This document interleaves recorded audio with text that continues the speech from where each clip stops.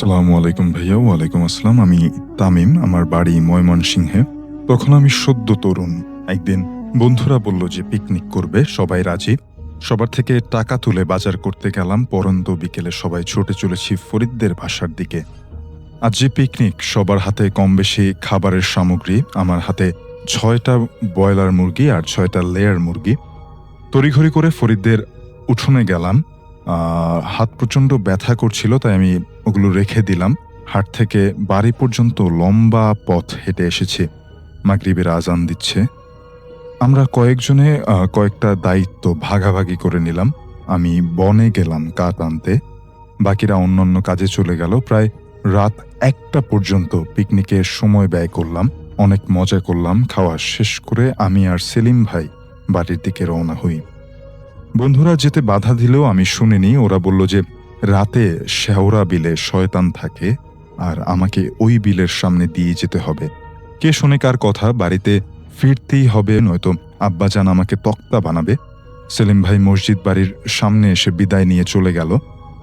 আমি একা টুকটুক করে হেঁটে চলছি। হাতে ছিল বড় মাপের একটা টর্চ লাইট।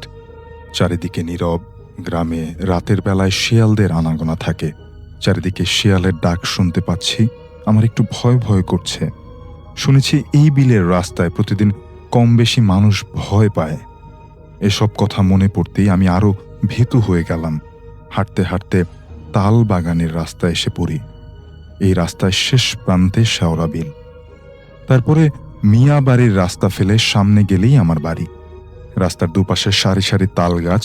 আমি হাঁটছি, মাঝে মাঝে টর্চ লাইট দিয়ে এদিক ওদিক দেখে নিচ্ছি। হঠাৎ আমার মনে হচ্ছে তাল গাছগুলো আমার সাথে সাথে হেঁটে আসছে। মরত মরত শব্দ কান ঝালাপালা করে যাচ্ছে। শোষো বাতাস হচ্ছে, এ যেন ঝড়ো হাওয়া। আমি কিছুতেই ভারসাম্য রাখতে পারছি না। ধুলাবালুতে চারদিক অন্ধকার আর অন্ধকার। আমি ভুল করেছি। এত রাতে বাড়ি ফেরাটা উচিত হয়নি। এখন আর কি করার? তবে আমি বুঝে গেছি আমার পিছনে শয়তান লেগেছে।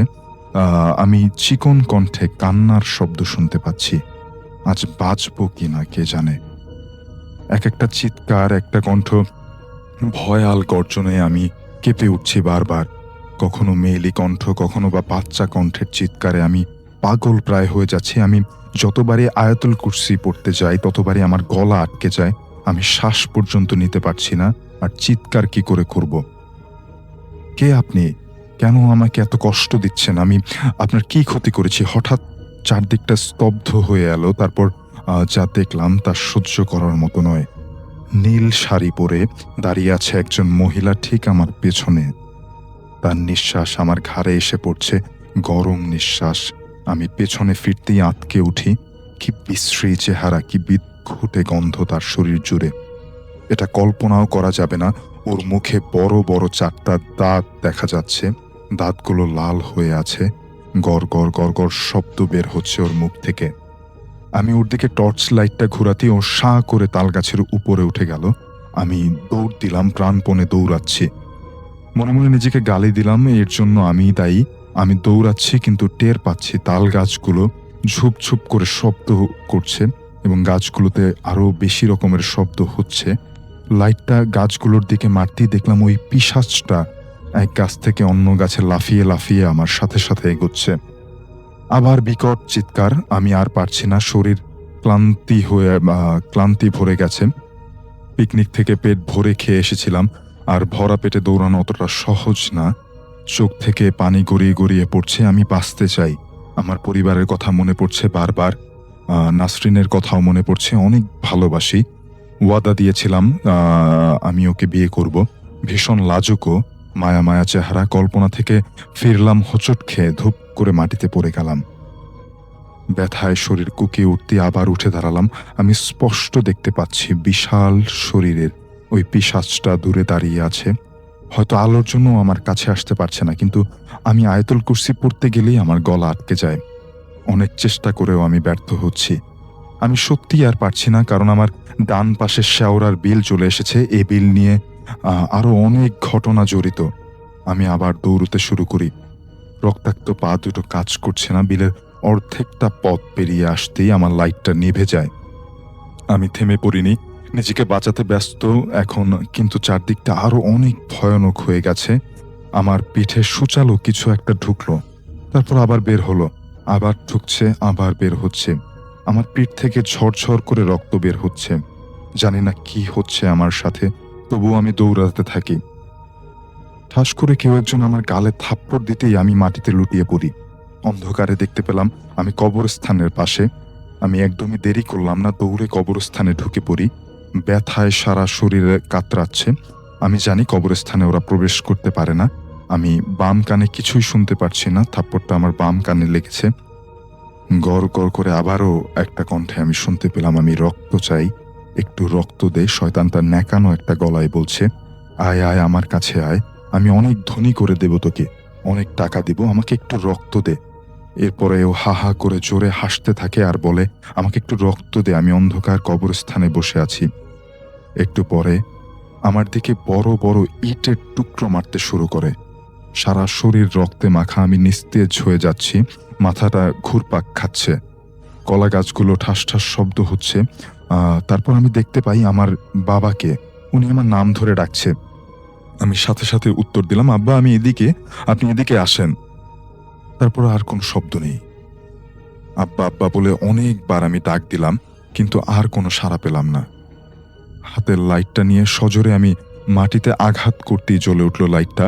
এদিক সেদিক ঘুরিয়ে দেখলাম শয়তানটা আছে কিনা। কবরস্থানের শেষ সীমানায় মস্ত বড় গলা কাটা মুখ আমার দিকে চেয়ে আছে। চোখ দুটো অনেক বড় ছিল, ঠিক ডিমের মতো।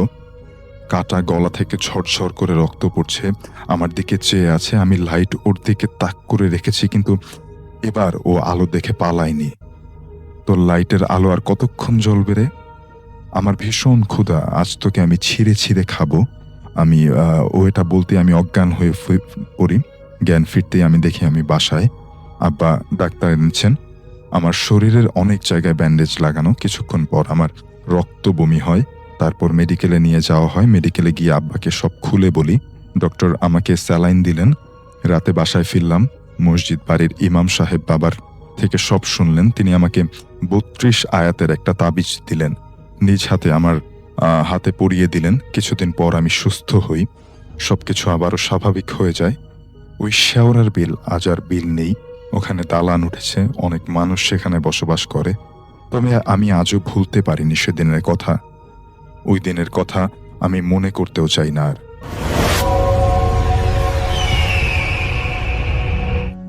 এখন যে ঘটনাটা শেয়ার করব সে ঘটনাটা আমাকে পাঠিয়েছেন ফুয়াদ হাসান নামে একজন ভাই।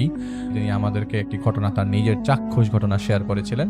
তাদের বাসা ঢাকা শহরের কোনো একটা জায়গায়, এবং তাদের বাড়িটা ছিল একটা ৪ রাস্তার মোড়ে। আর ঠিক সামনে তাদের বাড়ির সামনে একটা নাম করা বাড়ি আছে, অনেকেই চিনে যাবেন ওই এলাকায়। তো সেই ঘটনাটা এই বাড়িকে ঘিরেই। তো তখন তিনি ক্লাস 7-এর ছাত্র। ২০১৪ সালের সেপ্টেম্বর মাসের ঘটনা। একদিন বিকালে তারা ভাই বোন ও কাজিনরা সবাই মিলে ছাদে খেলছিল। তো তখন তারা সবাই দেখলো ওই বাড়ির ছাদের কার্নিশে একজন মেয়ে বারবার নামছিল, আবার বারবার উঠে আসছিল। সেই ঘটনা তার কাছে খুব অস্বাভাবিক লাগে। কি ব্যাপার, মেয়েটা উঠে আসে আবার নিচে নামে, কাহিনী কি? তো মেয়েটার চুলগুলো ছিল এলোমেলো এবং চাহানিতে ছিল হিংস্রতা। মানুষ, কিন্তু মানুষ। তো তখন মাগরিবের আজান দিয়ে দেয়, বাসায় চলে যায় তারা সবাই। তো তাদের বাড়িটা ছিল ৬ তলা এবং ৭ তলায় ছিল ছাদ।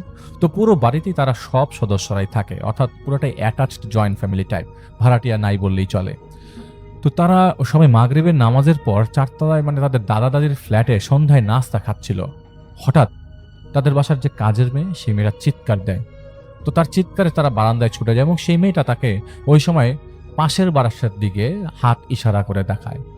তারা সবাই দেখে ওই বাড়ির কার্নিশে একটা মেয়ে বসে আছে। তো কার্নিশটা এতটাই চিকন ছিল যেখানে একটা মানুষের বসে থাকা সম্ভবই না। হয়তো দাঁড়ায় থাকা যাবে, কিন্তু বসে থাকা সম্ভব না। এরপর তার ফুপ্পা, তার বাসার কাজের যে ছেলেটা আছে, তাদের ওই বাসার ছাদে যায় কি হয়েছে বোঝার জন্য। ততক্ষণে রাস্তার নিচে লোকজন জড়ো হয়ে গেছে। তো ওই বাড়ির মালিক ফায়ার সার্ভিসকে ফোন দেয়। তো তাকে, মেয়েটাকে দেখে অচেতন মনে হচ্ছিল, কোনো হুদিস নাই। তো এত চিকন জায়গায় বসে থাকার সম্ভাবনা। তো মেয়েটা প্রায় রাত 10টা পর্যন্ত, সেই সন্ধ্যা থেকে রাত 10টা পর্যন্ত সেখানে বসে থাকে, অলমোস্ট 3 থেকে 4 ঘন্টার মতো। তারা আবার ছাদ থেকে টর্চ মেরে চেষ্টা করছিল মেয়েটাকে দেখার জন্য, কিন্তু মেয়েটা মুখ ওড়না দিয়ে ঢাকা ছিল। তো ফায়ার সার্ভিস আসার পরও মেয়েটাকে উদ্ধার করতে পারেনি। ফায়ার সার্ভিস আসার সাথে সাথে মেয়েটা সাততলা থেকে সবার সামনে নিচে পড়ে যায়। সেদিন তাদের বাসার সবাই এই ঘটনা দেখে এবং আশ্চর্যজনক ঘটনা হলো তাদের বাসার ছাদ থেকে কেউ মেয়েটাকে বাঁচানোর চেষ্টা পর্যন্ত করে নাই। রাত 10টা নাগাদ এই ঘটনা ঘটে। এরকম পরিস্থিতির পর বাসার সবাই, মানে এই বাসাতে পাশাপাশি বাসা তো, পাশাপাশি সবাই চারতলায় থাকে এবং সবাই খুব ভীত ছিল। পরদিন জানা যায় মেয়েটার নাম ছিল মোসলেমা এবং সেই মেয়েটা ছিল ওই বাড়ির মালিকের গ্রামে থাকা এক বন্ধুর মেয়ে। দরিদ্রতার কারণে ঢাকা আসছিল, তখন মেয়েটা ছিল অনেক সুন্দর। তো সেই ঘটনার পর প্রায় 1 বছর পর 2015 সালের সেপ্টেম্বর মাসে আবারও সেই বাড়ির মালিকের মানে মার সাথে একটা ঘটনা ঘটে। তার মার বয়স অলমোস্ট 90 বছরের বেশি। তো সেদিন দুপুর 3টা নাগাদ ওই ফুয়াদ ভাই বাসার তাদের দাদির বিছানায় শুয়েছিল। তো হঠাৎ ওই বাসার কান নিচে তাদের নজর যায়, যে দেখে যে মানে তার মাথা খারাপ হয়ে যায় যে ওই কার্নিশটা থেকে ওই মেয়েটা আত্মহত্যা করেছিল, মানে লাফ দিয়েছিল। সে দেখে যে ওই বৃদ্ধ মহিলাটা, যার বয়স 90-এর বেশি হবে, এমনকি আর ওই বাসার মালিকও তাদেরকে একবার বলেছিল যে তার মা অনেক অসুস্থ এবং তার মা অনেক বয়স বেশি, তার মা কখনো বিছানা থেকে নড়ে না, তারাই সবকিছু করে দেয়। সেই বৃদ্ধ মহিলা ছাদের রেলিংয়ের উপর উঠে বসে এবং তিনি সাথে সাথেই তার দাদিকে তাকে দেখায়। তো তার ডাক শুনে তার ফুফু, ছোট চাচি এবং আশেপাশের লোকজনরাও আসে। এক পর্যায়ে মহিলাটা ওই রেলিং থেকে লাফ দিয়ে কার্নিশের উপরে আসে। তো এটা একবার চিন্তা করলে আপনি দেখেন, এটা 90 বছর বয়সের বৃদ্ধ যদি এরকম রেলিং থেকে লাফ দিয়ে কার্নিশের উপরে আসে এবং এমন একটা চিকন কার্নিশ যেখানে একজন মানুষ দাঁড়াতে গেলে 10 রকমের জিনিস সাপোর্ট লাগবে, সেখানে তিনি কিছু না ধরেই ওই জায়গাতে লাফ দিয়ে দাঁড়ায়। মানে আপনি যদি লাফ দেন সাথে সাথে পড়ে যাওয়ার সম্ভাবনা থাকবে, কারণ কার্নিশ অনেক চিকন ছিল। তারপর কিছু বোঝার আগেই ওই বৃদ্ধ মহিলা লাফ দেয়। তো তারা সবাই মুখ ঘুরিয়ে ফেলে ভয়ে। পরবর্তীতে দেখা যায় সেই বৃদ্ধা মহিলাটা 7তলা থেকে পড়েও মারা যায়নি। তারও আরো 1 বছর পর 2016 সালের সেই সময়, অর্থাৎ সেপ্টেম্বর মাসে, ওই সেপ্টেম্বর মাসটাতেই একদিনে রাত প্রায় 9টার দিকে এশার নামাজ পড়ে এই ফুয়াদ ভাইয়ের বাসার ছাদে হাঁটাহাঁটি করছিল। তো সিঁড়ি বেয়ে তিনি ওঠার সময় কোন একটা মানে ছায়া তাদের বাসার ছাদে লক্ষ্য করে, সেটা ছাদের থেকে পাশের দিকে চলে যায়। তো তিনি লক্ষ্য করে প্রকট, মানে পরিষ্কার ভাবে। তখন তার মনে হয় পাশের বাসার ছাদ আর তাদের বাসার ছাদ অলমোস্ট লাগোয়া। তো ওই বাসার থেকে কোনো দুষ্ট ছেলে পেলে এসে কবুতর চুরি করতে আসলো কি না। তো তার খাঁচা থেকে কবুতর চুরি হয়ে যায় প্রায় সময়ই, তালা মারা সত্ত্বেও। তো তিনি কোনো শব্দ না করে ধরার জন্য সিঁড়ি বেয়ে ছাদে ওঠে এবং তিনি বাগানের দিকে তাকাতে যেয়ে দেখে যে মানে এইটা তিনি কখনো এরকম জন্তু দেখেন নাই। একটা মানুষের ন্যায় হাত পা বিশিষ্ট একজন মানুষ, যার চেহারা কুকুরের মতো, আবছা আলোয় দেখা গেল তার লম্বা লম্বা নখ।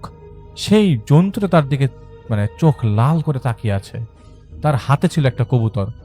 ওই সময় তিনি ওই পাশ থেকে পচা মাংস, এক ধরনের মাংস পচা গন্ধ পাচ্ছিল। সে সময় তিনি আয়াতুল কুরসি পড়তে শুরু করে এবং তিনি দেখে ওই জন্তুটা ওই বিল্ডিংটা, যে বিল্ডিং থেকে অলমোস্ট 2জন মানুষ ঝাঁপ দেয় প্রতি সেপ্টেম্বরে, সেখানে লাভ এই বাড়িতে চলে যায়। তিনি কোনো রকম দৌড়ে 6 তলায় তার চাচার বাসায় আসে। তারপর তার দাদিকে ঘটনাটা খুলে বলে তার দাদি দুয়া করে তার শরীরে ফু দিয়ে দেয়। পরের দিন ওই বাড়ির মালিকের বউ আবার তাদের দাদির পরিচিত থাকায় তাকে জিজ্ঞাসা করে, আসলে আপনাদের বাসায় কি হচ্ছে, কি ঘটনা কি? তিনি বলেন যে তার ছোট ছেলে একবার কোত্থেকে জানি কুফরি কালামের একটা বই পেয়েছিল। সেই বই দেখে তিনি তার জিন হাজির করার ইচ্ছা হয়, কিন্তু সেই জিন হাজির করার জন্য দরকার নাকি ছিল একজন কুমারী মেয়ের। তাই সে মুসলেমাকে নাকি টাকার লোভ দেখায় এবং তার উপর জিন হাজির করে তাকে মানায়। যেহেতু মুসলেমা গরিব ঘরের মেয়ে ছিল, তাই টাকার লোভে করে রাজি হয়ে গেছিল মেয়েটা। ছেলেটা প্রয়োজনীয় সামগ্রী ও একটা কুকুরের রক্ত, কলিজার পায়ের নখ দিয়ে কোনো এক অমাবস্যার রাতে জিন হাজির করার চেষ্টা করেছিল, কিন্তু সে জিন হাজির হয় ভয়ঙ্কর শক্তিশালী কারিন জিন রূপে। তাকে হাজির করার পর থেকেই সে বাড়িতে অনেক সমস্যা দেখা দেয়। সবার মধ্যেই একটা সমস্যা দেখা দেয়। মাঝে মাঝে মুসলেমা পাগলামি করতো বাড়িতে, ছোট ছেলেও কাউকে কিছু বলে নাই। সেই জিন মাঝে মাঝেই মুসলেমার উপর ভর করত। তো বাড়ির লোকেরা কিছু বোঝার আগেই মুসলেমা মারা যায়, কিন্তু সেই কারিন জিনটি থেকে যায় এবং পরিবারের সদস্যদের নানা রকম ক্ষতি করতে থাকে।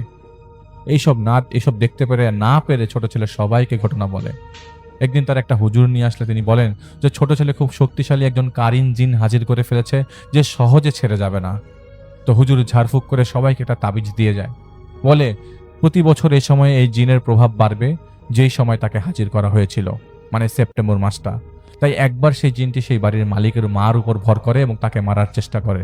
কারণ তার হাতের তাবিজটি সেদিন কোনোভাবে খুলে গিয়েছিল।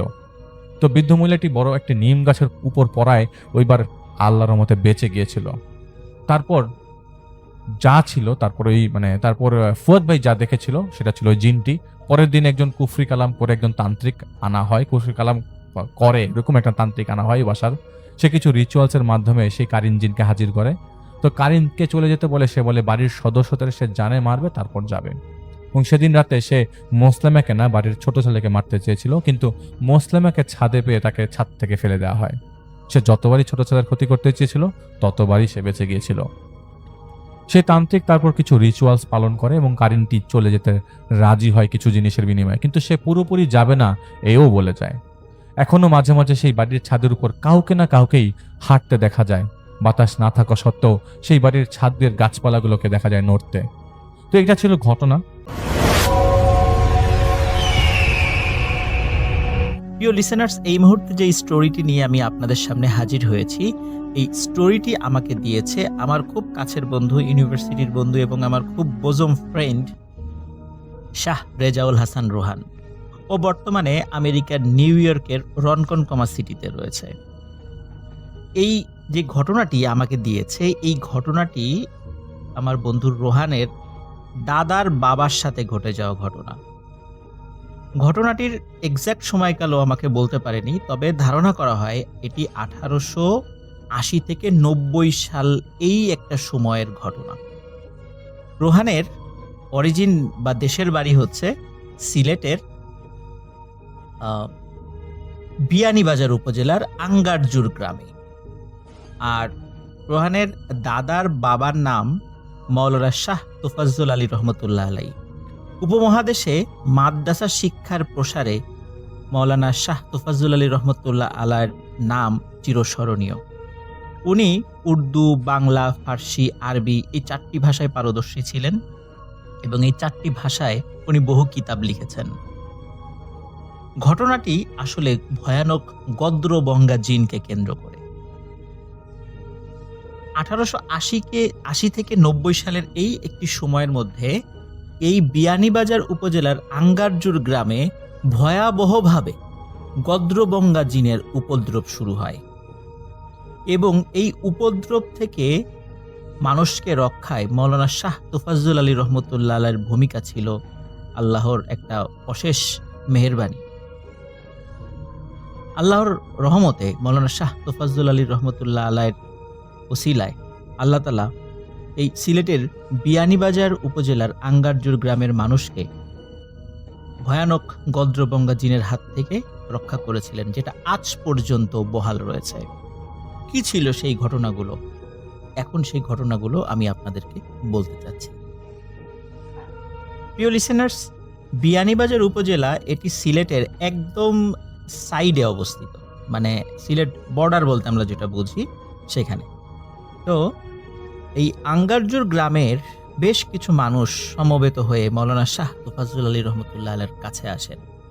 ওনার কাছে এসে তাদের বেশ কিছু সমস্যা এবং বেশ কিছু ছোট ছোট ঘটনার কথা খুলে বলেন।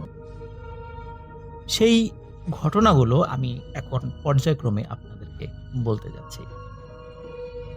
একটি পরিবার মাওলানা শাহ তোফাজ্জল আলী রহমতুল্লাহ আলাইর কাছে এসে বলেন যে তারা তাদের বর্ষাকালে, মানে যে সময়টাতে এসেছিল মাওলানা শাহ তোফাজ্জল আলী রহমতুল্লাহ আলাইর কাছে, তখন বর্ষাকাল ছিল।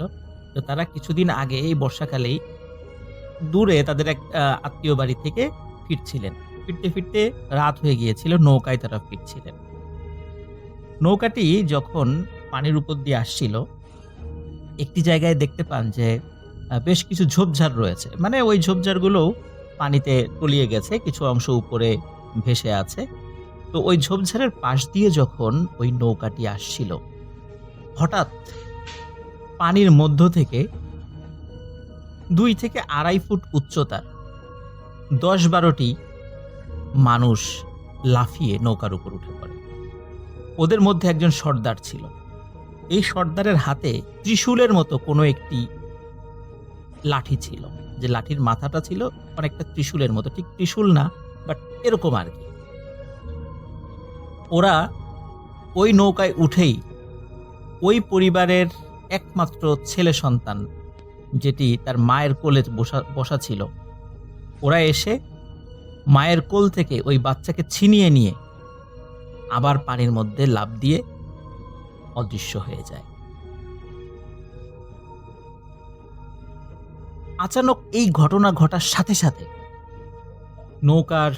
নৌকার উপরে যারা বসেছিল, মাঝি থেকে শুরু করে নিয়ে ওই বাচ্চার মা বাবা সবাই চিৎকার চেঁচামেচি শুরু করে দেয়, কান্নাকাটি শুরু করে দেয়। যদিও ওই সময় অন্ধকার হয়ে গেছিল, তারপরেও আশেপাশে ঘর বাড়ি ছিল একটু দূরে দূরে, তারা চিৎকার চেঁচামেচিতে তারাও নৌকা নিয়ে চলে আসে। কি হয়েছে যখন সবাইকে এই বিষয়টা খুলে বলে, তখন মানুষজন জাল দিয়ে বিভিন্নভাবে ওই বাচ্চাটাকে উদ্ধার করার চেষ্টা করে, কিন্তু ওই বাচ্চার ডেড বডিও আর পাওয়া যায়। ওই পরিবারের ওই একটাই ছেলে সন্তান ছিল। ছেলে সন্তানকে হারিয়ে ওই পরিবার শোকে কাতর হয়ে পড়ে। তারা এই বিষয়টি মৌলানা শাহ ফজলুর রহমতুল্লাহের কাছে বলেন। এবার আরেকটি পরিবার, তারাও একই সময় মৌলানা শাহ ফজলুর রহমতুল্লাহের কাছে আর একটা বিষয় বলেন। সেটি হচ্ছে, ওনার বাসার পাশে একটা পুকুর ছিল। ওই পুকুরে ওই পরিবারের বাচ্চা কাচ্চা এবং অন্যান্য বাড়ি ঘরের বাচ্চা কাচ্চা এবং বিভিন্ন মানুষজন এসে ওই পুকুরে গোসল করত। কোনো এক দুপুরে ওই পরিবারের একটি মেয়ে বাচ্চা এবং আশেপাশের আরো কিছু বাচ্চা কাচ্চারা তারা গোসল করতে নামে। ওরা সাধারণত একসাথে গোসল করতে নামে। তো গোসল করতে যখন নেমেছে, সবাই উঠে চলে গেছে, কিন্তু ওই পরিবারের ওই বাচ্চাটি আর পুকুর থেকে ওঠেনি। সবাই বাসায় চলে গেছে, কিন্তু ও তো আর আসে না। পরিবার থেকে খোঁজাখুঁজি শুরু হয়ে যায়, কোথায় গেল। তখন পরিবার থেকে চিন্তা করে, ও তো অন্যান্য বাচ্চাদের সাথে গোসল করতে নেমেছিল, তাহলে কি গোসল করে আবার অন্যদিকে চলে গেছে? তখন ও যাদের সাথে গোসল করতে নেমেছিল তাদেরকে ডেকে আনা হয়, বা তাদের বাড়িতেও যায় ওই পরিবারের থেকে। তখন বলে, হ্যাঁ, ও তো আমাদের সাথে গোসল করতে নেমেছিল, কিন্তু ও উঠেছে কিনা এটা তো আমরা খেয়াল করি। তো ওদের মধ্য থেকে কয়েকজন বলেছে, না, আমরা ওকে ওঠা দেখি নাই পুকুর থেকে। শুরু হয়ে যায় পুকুরের মধ্যে খোঁজাখুঁজি, জাল ফেলা হয়, ডুবুরি নামে। ওই পুকুরের পানি কিন্তু খুব বেশি ছিল না, কিন্তু আশ্চর্যজনক ব্যাপার হচ্ছে, ওর ডেড বডিটাও পাওয়া যায়। মানে মারা গেলে তো ডেড বডিটাও অন্তত পাওয়া যাবে, এই ডেড বডিগুলোও পাওয়া যাচ্ছে। আরেকটি পরিবার মৌলানা শাহ তোফাজ্জল রহমতুল্লাহের কাছে আরেকটি সমস্যার কথা বলেন। সেটি হচ্ছে যে এটা একদম দিনের বেলা মানুষের সামনে ঘটেছিল। ওই ফ্যামিলি বা ওই যারা নালিশ করতে এসেছে তাদের পাশে, বাড়ির পাশেই কিছু ডোবা ছিল, ছোট ছোট ডোবা ছিল। ওই পরিবারের বেশ কিছু আত্মীয় স্বজন বেড়াতে আসে তাদের বাড়িতে।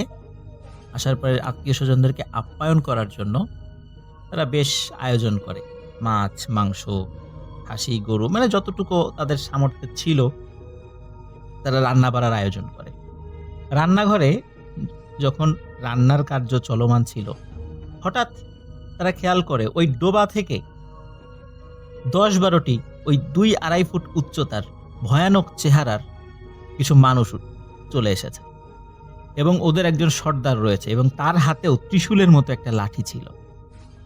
এটা কিন্তু দিনের বেলা সবাই দেখছে, এবং ওদের চোখগুলো ছিল অনেকটা সাদা সাদা, বা মানে এক একজনের চোখ এক এক রকম, সবার চোখ সাদা সাদা বিষয়টা এরকম নয়, কারো চোখ সাদা, কারো চোখ কালো, কারো চোখ লাল, এমন ছিল। ওরা ঘরে ঢুকে বিশ্রী ভাষায় গালিগালাজ শুরু করে এবং রান্নাঘরে আক্রমণ চালায়।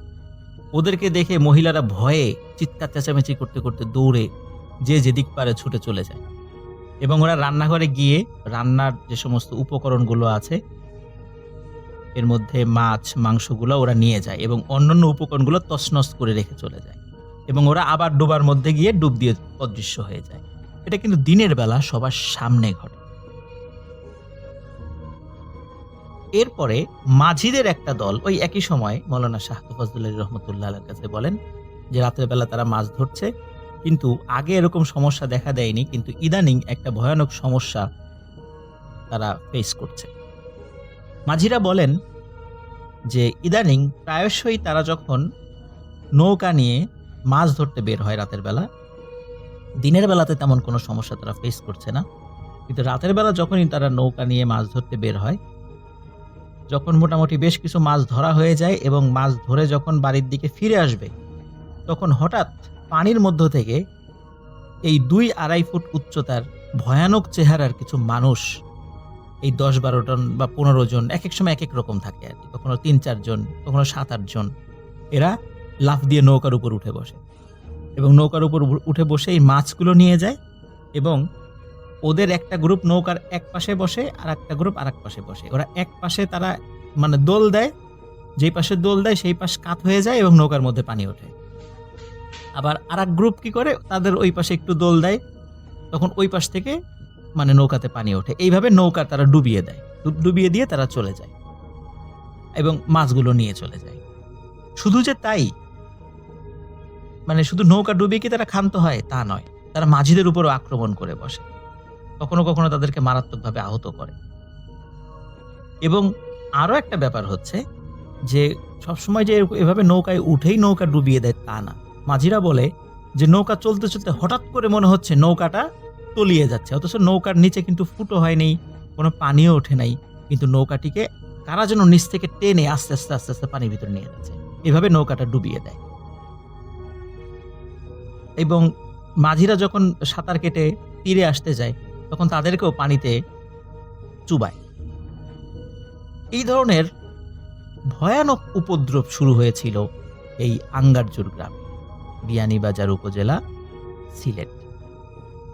যখন মৌলানা শাহ তোফাজ্জল আলী রহমতুল্লাহ আলাইর কাছে এই নালিশগুলো আসে, তারা সবাই খুব কান্নাকাটি করে যে এরকম তো আগে ছিল না, হঠাৎ এতটা সমস্যা আমরা ফেস করছি, মায়ের কোল থেকে সন্তান কেড়ে নিয়ে যাচ্ছে, তারপরে ঘর বাড়িতে ঢুকে ঘর বাড়ি তছনছ করছে, মাছ কেড়ে নিয়ে যাচ্ছে, নৌকা ডুবিয়ে দিয়ে যাচ্ছে, তারপরে পুকুরের মধ্যে আমরা গোসল করতে নামতে পারছি না। এই যে সমস্যাগুলো, এই সমস্যা থেকে আমরা পরিত্রাণ চাই। মৌলানা শাহ তোফাজ্জল আলী রহমতুল্লাহ আলাই উনি খুব গভীরভাবে চিন্তা করেন, তাদের সব কথা শোনেন এবং তিনি বলেন যে তোমরা নিশ্চিন্ত মনে বাড়িতে ফিরে যাও, ইনশাআল্লাহ এই সমস্যা আর থাকবে না। তখন উনি একটি কাজ করেন। উনি যে কাজটি করেন সেটি হচ্ছে উনি ফার্সি ভাষায় ছোট ছোট চিরকুট লেখেন। এটা আসলে কোনো তাবিজ না বা কোরআনের কোনো আয়াত না। যেহেতু গ্রামের লোকজন অধিকাংশ অশিক্ষিত ছিল, তারা ওইখানে যে কি লিখেছিল তারা ওইটা পড়তে পারেনি, হয়তোবা ওইটা মৌলানা শাহ তোফাজ্জল রহমতুল্লাহ আলাইহি জানতেন যে ওইখানে কি লেখা ছিল। তো উনি ছোট ছোট চিরকুট লিখে ওই আঙ্গারজুর গ্রামের বিভিন্ন জায়গায় আঠা দিয়ে ওই চিরকুটগুলো গাছে বা কোনো কোনো যেখানে লাগানো যায় আর কি সেখানে লাগিয়ে রাখেন। অদ্ভুত বিষয় হচ্ছে যে উনি যেই দিন থেকে এই কাজটি করেছিলেন এরপর থেকে আজ অবধি আঙ্গারজুর গ্রামে এই গদ্রবঙ্গা জিনের উপদ্রব বন্ধ হয়ে গিয়েছে। 100 বছরেরও বেশি সময় পার হয়ে গেছে। মৌলানা শাহ তোফাজ্জল রহমতুল্লাহ আলাইহি মারা গিয়েছেন অনেক আগে, কিন্তু ওনার দোয়ার বরকতে আজ পর্যন্ত আঙ্গারজুর গ্রামে এই গদ্রবঙ্গা জিনের উপদ্রব বন্ধ রয়েছে। ওই যেই বিষয়গুলো ঘটেছিল তার কাছে নালিশ এসেছিল, এরপর থেকে আর কোনো গদ্রবঙ্গা জিনের উপদ্রব ওই গ্রামে ঘটেনি। মৌলানা শাহ তোফাজ্জল রহমতুল্লাহ আলাইহি ওনার একটা মজার বিষয় ছিল, সেটি হচ্ছে যে উনি নিজের হাতে চকলেট তৈরি করতেন এবং উনি যখন বাসা থেকে বের হতেন ছোট্ট একটা বক্সে করে চকলেটগুলো নিয়ে যেতেন এবং উনি যখনই বাসার থেকে বের হতেন ছোট ছোট বাচ্চারা ওনাকে ঘিরে ধরত এবং বাচ্চারা দাদু দাদু বলতো আর চকলেট দাদু বলতো। বিশেষ করে বাচ্চারা, উনি নিজের হাতে বাচ্চাদেরকে চকলেটগুলো দিতেন। উনি বাচ্চাদেরকে অত্যন্ত ভালোবাসতেন, স্নেহ করতেন। বাচ্চারাও ওনাকে খুবই ভালোবাসত। উনি যখন এই বাচ্চাদের কষ্টের কথা শোনেন যে বাচ্চাদেরকে এইভাবে ধরে নিয়ে যাচ্ছে, উনি নিজেকে আর সামলাতে পারেন এবং যে কোনো মূল্যে এই গদ্রবঙ্গা জিনকে শায়েস্তা করার জন্য উনি দৃঢ়পণ করেন, আল্লাহর কাছে দোয়া করেন এবং উনি এই দোয়াগুলো লিখে দিয়েছিলেন। এরপর থেকে আর কোনো ঘটনা ওই আঙ্গারজুর গ্রামে ঘটেনি। আসসালামু আলাইকুম রাসেল ভাই, আশা করছি ভালো আছেন। তো রাসেল ভাই, আজকে আমি যেই ঘটনাটি আপনাদের সঙ্গে শেয়ার করছি, এই ঘটনাটা আমি আমার নানির মুখ থেকে শুনেছিলাম। তো কোনো কথা না বাড়িয়ে সরাসরি আমি ঘটনা যাচ্ছি, কারণ ঘটনাটা অনেক বড় একটি ঘটনা। তো আমার যে নানির বাড়ি ছিল, সেই বাড়ির পাশেই ছিল একটা বিশাল বড় পরিত্যক্ত জমি। চারপাশে ঘন ঝোপঝাড় আর বিশাল বিশাল বড় বড় গাছ। যেই গাছগুলোর আসলে প্রকৃত মালিক কে বা এই গাছগুলো আসলে কে লাগিয়েছিল সেটা এখন পর্যন্ত জানা যায়নি। জায়গাটা দিনের বেলাতেও মানে এমন একটা অদ্ভুত মানে মনে হচ্ছে সেখানে অন্ধকার, অন্ধকার আর সবসময় অদ্ভুত রকমের একটা নীরবতা বিরাজ করত। গ্রামের বয়স্ক মানুষজন বলতো জায়গাটা নাকি ভালো না। সন্ধ্যার পর কেউ সেখানে যেত না। কিন্তু আমার দাদু, সে ছিল খুবই জেদি স্বভাবের একজন মানুষ। তিনি ঠিক করলেন সেই জমিতেই তিনি একটা বড় পুকুর খনন করবেন, যাতে গ্রামের মানুষ সেই নদীটার পানি ব্যবহার করতে পারে। তো রাসেল ভাই, এখানে একটু কথা বলে রাখি যে আমার দাদু ছিলেন তখনকার আমলের একজন মাতবর মানুষ। আর তখন গ্রামের মাতবর মানুষকে কিন্তু খুব বেশি সম্মান করা হতো। তো এইজন্য আমার দাদু আরকি এরকম একটা কাজ করার আরকি প্ল্যান করেন। তারপর থেকে শুরু হয় পুকুর খননের কাজ। কয়েকজন শ্রমিক দিনরাত কাজ করতে লাগলো। বিশাল বড় পুকুর খনন করার যে একটা আকৃতি ছিল, সেই আকৃতিটা আরকি ইতিমধ্যেই শেষ হয়ে গেছে। পুকুরের চতুর্পাশ থেকে মাটি কাটা হচ্ছে। শুধু তাই নয়, পুকুরের ভিতরে আরও একটা গভীর কূপ খনন করা হয়, যেন মাটির নিচ থেকে পানি উঠে আসে। মানে পানিটা যেন একদম পরিষ্কার একটা পানি যেন সবাই পেতে পারে। কিন্তু এত পরিশ্রমের পরেও পুকুরের এক ফোঁটা পানি উঠল না। দিন যায়, রাত যায়, কিন্তু পুকুর শুকনোই রয়ে গেল। বিষয়টা নিয়ে সবাই অবাক হয়ে গেল। এতদূর জমিটা খোঁড়ার পরেও কোনো পানি আসলো না। এটা তো কখনো সম্ভব না। এমনিতে জায়গা ২০-২৫ ফুট খুঁড়লেই পানি আসে, কিন্তু এখানে এত বড় গর্ত করা হলো, পুকুর করা হলো, কূপ করা হলো, তারপর কোনো পানি আসতেছে না। গ্রামের অনেকে তখন বলতে শুরু করলো, এই জমিতে আশিরিদের অনেক বড় আস্তানা আছে। তারাই হয়তো এই যে পুকুরে পানি দিচ্ছে না। তো পুকুর আ না ভরায় আমার যে দাদু ছিলেন, তিনি খুব ভেঙে পড়েন। তিনি ঠিকমতো খাওয়া-দাওয়া করতেন না, কোনো কিছু করতেন না, কারো সঙ্গে কথা বলতেন না, কোথাও যাইতেন না। তার যে বিচারশালী ছিল, সেই সবকিছুই তিনি একদমই বন্ধ করে দিয়েছিলেন। তো তিনি এক রাতে স্বপ্ন একটা দেখলেন, অদ্ভুত রকমের একটা স্বপ্ন। স্বপ্ন দেখেন যে সাদা পোশাক পরা একটা লম্বা ব্যক্তি তাকে বলছে, যদি ওই পুকুরে পানি ভরতে চাও তাহলে তোমাকে মূল্য দিতে হবে। অনেক বড় একটা মূল্য। তারপর সেই স্বপ্নটা সেদিন তার ভেঙে যায়। কিন্তু কি মূল্য দিতে হবে সেটা না দেখার আগেই তার স্বপ্নটা ভেঙে যাওয়ার ফলে আমার দাদাও আরো বেশি ভেঙে পড়েন। তিনি আসলে যেকোনো কিছুর মূল্যে সেই নদীটাতে পানি দেখতে চান, পুকুরটাতে সরি। তো তারপর তিনি আবার চেষ্টা করলেন, আবার স্বপ্নটা দেখার জন্য আসলে কি দিতে হবে। পুনরায় তার স্বপ্ন আসলো। সেই সাদা পোশাক পরা লোক, লম্বা, আগের দিনের স্বপ্নে যেই লোকটা ছিল সেই দিনও সেই লোকটা এসে তাকে বলে, "তোমার চোখ দিতে হবে। তোমার চোখ যদি দাও তাহলে সেই পুকুরে পানি দিয়ে ভরে যাবে।" কথাগুলো শুনে তিনি ঘুম ভেঙে আতঙ্কে কেঁপে উঠতে থাকেন। পুরো শরীরটা তার ঘেমে একদম ভিজে যায়। এমন একটা অবস্থা তার হয় যেন তার বাস্তবে এরকম কথা বা বাস্তবে তার সঙ্গে এরকম কোনো কিছু একটা হয়েছে। পরদিন সকালে তিনি গ্রামের এক সম্মানিত হুজুরের কাছে গিয়ে সবকিছু খুলে বলেন। হুজুর সবকিছু শুনে কিছুক্ষণ চুপ করে থাকেন। তারপর বলেন, বিষয়টি সাধারণ কিছুই নয়। আপনাকে পরপর ২ দিন স্বপ্নে দেখানো হয়েছে, মানে বিষয়টা অনেক সিরিয়াস। এখানে অদৃশ্য শক্তির প্রভাব আছে হয়তো। তিনি আরও কয়েকজন বয়স্ক মানুষকে নিয়ে একটি পরামর্শ করে উপায় বের করার চেষ্টা করেন। হুজুর একাই না পারার কারণে আরও কয়েকটা এলাকার, কয়েকটা গ্রামের কয়েকজন বিজ্ঞ হুজুরের সঙ্গে কথাটি বলেন। হুজুর বলেন, দুটো চোখ তৈরি করতে হবে, একটি খাঁটি সোনা আর একটি খাঁটি রূপা দিয়ে। এরপর গভীর রাতে সেই চোখ দুটো পুকুরে নিক্ষেপ করতে হবে। তবে শর্ত হলো, এই চোখ দুটো নিক্ষেপ করার পর কোনোভাবেই পিছনে তাকানো যাবে না। হুজুরের কথাতে বাকি যারা সেখানে ছিল তারা সবাই সম্মতি গ্রহণ করেন। এর কয়েকদিন পর তৈরি হতে থাকলো সেই সোনার এবং রূপার তৈরি চোখ। কাকে দিয়ে বানাবে? এত নিখুঁত কাজ কে করতে পারবে? এলাকাতে সব থেকে ভালো যিনি কবিরাজ, তার সন্ধান, মানে ভালো যিনি আর কি এই স্বর্ণের জিনিস টিনিস বানান, তার খোঁজখবর নেওয়া শুরু হয়ে গেল। সবার খোঁজখবর নিতে নিতে একজনের কাজ দেখে সবাই মুগ্ধ হলো। তো তারপর তাকে সেই যে সোনার এবং রূপার চোখ তৈরি করার দায়িত্ব দেওয়া হলো। এরপর রাতে যত গভীর হতে থাকলো ততই চারপাশে অদ্ভুত নীরবতা নেমে এলো। গ্রামের কুকুরগুলো তখনও অস্বাভাবিক আচরণ করতেছিল।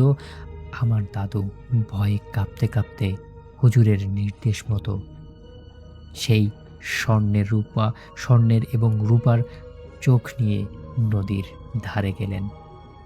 তারপর বিসমিল্লাহ বলে চোখ দুটো পানিশূন্য পুকুরে ছুঁড়ে মারলেন এবং পিছনে কোনো না দেখে দ্রুত হাঁটা শুরু করলেন। ঠিক তখনই তার কানে আসে তীব্র পানির শব্দ, যেন মাটির নিচ থেকে হু হু করে পানি উঠে আসতেছে। তিনি ভয় পেয়ে কোনো পিছনে না তাকিয়ে সজোরে দৌড় দেন এবং বাড়িতে ফিরে আসেন এবং কারো সাথে কোনো কথা না বলে তিনি তার মতো ঘুমিয়ে পড়েন। পরদিন সকালে গ্রামের মানুষ যা দেখল তা আজও অনেকের কাছেই অবিশ্বাস্য। যে পুকুরটাতে এতদিন এক ফোঁটা পানিও ছিল না, সেই পুকুরটার পানি টলটলে স্বচ্ছ পানিতে পড়ে গেছে। সকালের সূর্যের আলো পানির উপর পড়ে অদ্ভুত রকমের ঝিলিক তৈরি হয়েছে।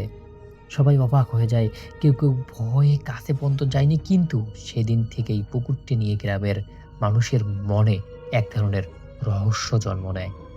হঠাৎ করেই এই পুকুরে এত পানি কোথা থেকে এলো? তো রাসেল ভাই, এখানে একটি কথা বলে রাখি, দাদু কিন্তু কাউকে ওই যে স্বর্ণের এবং রূপার যে চোখ এখানে ফেলা দেওয়া আছে এই কথাটা কাউকে বলেনি। এরপর কিছুদিন আমার দাদু যে ছিল সেই দাদু পুকুরে দুটি বিশাল বড় বড় গজার মাছ ছাড়েন। মাছ দুটো ধীরে ধীরে অস্বাভাবিক বড় হতে থাকে। গ্রামের জেলেদের করার নির্দেশ দেওয়া হয় যেন মাছ ধরার সময় ওই মাছ দুটোকে কেউ কোনো আঘাত না করে। অনেকেই বলতো মাছ দুটো সাধারণ মাছ নয়, ওদের চোখ নাকি মানুষের মতো বড়, চকচক করত। রাতের বেলা পুকুরের ধারে গেলে পানির নিচে বিশাল কিছু নড়াচড়া করতে দেখা যেত। বছরের পর বছর কেটে যায়, তারপর আসে এক ভয়াবহ বন্যা। পুকুরের চারপাশে বাঁধ ভেঙে যায়। সবাই ধারণা করেছিল মাছ দুটি হয়তো স্রোতে ভেসে যাবে, কিন্তু আসল রহস্য শুরু হয় এরপর থেকেই। আমার ছোটবেলায় এক বর্ষার রাতে আমি নিজে একটি ঘটনা দেখেছিলাম। গভীর রাতে হঠাৎ বাইরে প্রচণ্ড শব্দে ঘুম ভেঙে যায় আমার। মনে হচ্ছিল ভারী কিছু পানির নিচে চলাফেরা করছে। গ্রামের মানুষ টর্চ নিয়ে বাইরে বের হয়ে আসতেছিল। পুকুরের পাশে সরু রাস্তা দিয়ে পানি কাঁপছিল অস্বাভাবিকভাবে। কিছুক্ষণ পর দেখা গেল কালভার্টের নিচ দিয়ে একটা বিশাল কিছুর ছায়া চলে গেল। সাথে সাথে পাশের জেলেদের পাতা জাল ছিঁড়ে যায়। সবাই আতঙ্কে পিছে যায়, কেউ কাছে যাওয়ার সাহস পায়নি। পরদিন সকালে দেখা যায় পুকুরের পানিতে লাল পদ্ম ফুল ফুটেছে। গ্রামের বয়স্ক মানুষ বলতো, যখনই সেই মাছ দুটো ফিরে আসে তখনই পুকুরে লাল পদ্ম বেশি ফোটে। আজও গ্রামের অনেকের দাবি গভীর রাতে পুকুরের পাশে দাঁড়ালে পানির নিচ থেকে ভারী নিঃশ্বাসের মতো শব্দ শোনা যায়। কেউ কেউ আবার পানির ভিতরে দুটি জ্বলজ্বল চোখও দেখেছে বলে শপথ করে সবাইকে বলে। এখনও সেই পুকুরটা আমাদের এলাকার রহস্যর প্রতীক হয়ে আছে। দিনের বেলা সবকিছু স্বাভাবিক মনে হলেও রাতের বেলা সেই জায়গাটা বদলে যায় অদ্ভুতভাবে। অদ্ভুত রকমের ঠান্ডা বাতাস বয় সেখান থেকে। আশেপাশের মানুষ এখনো সন্ধ্যার পর সেখানে যায় না, কারণ গ্রামের সবাই বিশ্বাস করে সেই পুকুরে এবং গভীরে এমন কিছু আছে যার ব্যাখ্যা আজও কেউ দিতে পারেনি। কিন্তু রাসেল ভাই, দিনের বেলা সেখানে মানুষ গোসল করে, সেখানে বিভিন্ন ধরনের মাছ ধরে, তারপর আরও যাদের অ্যাক্টিভিটিস মানে গ্রামের মানুষরা যেগুলো করে সেগুলা সব কিছুই হয় এই পুকুরে। কিন্তু দিনের বেলা কারো কোনো দিন সমস্যা হয়নি। কিন্তু রাতের বেলা হলেই সেখানে অদ্ভুত রকমের কিছু লক্ষ্য করা যায়। রাসেল ভাই, এটাই ছিল ঘটনা। আসসালামু আলাইকুম ভাইয়া। ওয়ালাইকুম আসসালাম। আমার নাম নাজমুল হাসান। আমার গ্রামের বাড়ি নড়াইলে। বাস থেকে নেমে 15 মিনিটের মেঠো পথ দিয়ে যেতে হয়। আমি প্রতি 15 দিনে একবার করে যেতাম বাড়িতে। এখন আমি দেশের বাইরে থাকি। আপনাদের সাথে যেদিনের কথা শেয়ার করব, তখন আমি ইন্টারে পড়তাম। আমি ইন্টারে ঢাকা কলেজে পড়তাম। কলেজ হঠাৎ একদিন বিকেলের দিকে বন্ধ ঘোষণা করা হয় কিছু রাজনৈতিক কারণে। ভাবলাম বাসায় চলে যাব, মাকে ফোন করে জানালাম। কিন্তু সেদিন বাসায় রাতে আমাকে আনতে যাবার মতো কেউ ছিল না, অর্থাৎ আমাকে বাস স্ট্যান্ড থেকে নিয়ে যাবার মতো কেউ ছিল না। তাই মা বললেন আসিস না। আমি তবু জেদ করে গেলাম। বাস থেকে নেমে হাঁটা ধরলাম বাড়ির দিকে। রাস্তা পরিষ্কার। তখন শীতের শুরু, তাই মানুষজন একদমই নেই। রাস্তায় কিছু দূর যাবার পরে একটা ডোবা পড়ে, তার পাশে একটা বিশাল তাল গাছ। এখানে নাকি অনেকেই অনেক খারাপ জিনিস দেখেছে, যদিও আমার সাথে কখনো এমন কিছু ঘটেনি। আবার অনেকদিন পরে বাসায় যাচ্ছি, তাই খুব আনন্দিত ছিলাম। ঠিক ডোবার পাশে আসার সাথে সাথে হঠাৎ পানিতে কি যেন ঝাঁপিয়ে পড়ার আওয়াজ পেলাম। আকাশে চাঁদ ছিল, মোটামুটি ভালোই দেখা যাচ্ছিল। সেই আলোয় দেখলাম পানিতে একটা মানব দেহ ভাসছে, সাদা কাপড় পরা। মানে কিভাবে বুঝাবো আমি বুঝতে পারছি না। আসলে সেটা একটা মেয়ের দেহ ছিল, শরীরে শাড়ি পরা, কিন্তু পুরো শরীর ঢাকা না। মনে হলো কেউ মেরে হয়তো ফেলে দিয়েছে। সারা শরীরে ভয়ের একটা স্রোত বয়ে গেল আমার। আগেই বলেছি আমার ভূতের ভয় নেই, তবে এসব ব্যাপার আমি একটু এড়িয়ে চলতাম। আমি চারপাশে তাকিয়ে দেখলাম কেউ আছে কিনা। যেহেতু এই মাত্র পানিতে এটা ফেলার আওয়াজ শুনেছি, তাই অবশ্যই যে ফেলেছে সে আশেপাশেই থাকবে। কিন্তু আমি চারপাশে কাউকেই দেখলাম না। ডোবার পুরোটা দেখা যায় রাস্তা থেকে। অবাক হয়ে দেখলাম আশেপাশে কেউ নেই। কি করব ভাবছি, এমন সময় হঠাৎ দেখলাম সেই দেহটা টুপ করে পানিতে ডুবে গেল। কেউ যেন নিচ থেকে টেনে নিয়ে গেল। দেহটা ডুবলো খাড়া হয়ে। যারা কোচ দিয়ে মাছ শিকার করেছেন তারা বুঝবেন আমি কি বুঝাতে চাচ্ছি। কোচ মারার পর তা যেমন সোজা পানিতে ডুবে যায়, ঠিক তেমনি দেহটা ভাসতে ভাসতে হঠাৎ পানির উপরে প্রায় দাঁড়িয়ে গেল এবং একটু পরেই আবার ডুব দিয়ে পানির নিচে চলে গেল। আল্লাহর নাম নিয়ে চিৎকার করতে করতে আমি এক দৌড়ে বাসার দিকে যেতে লাগলাম।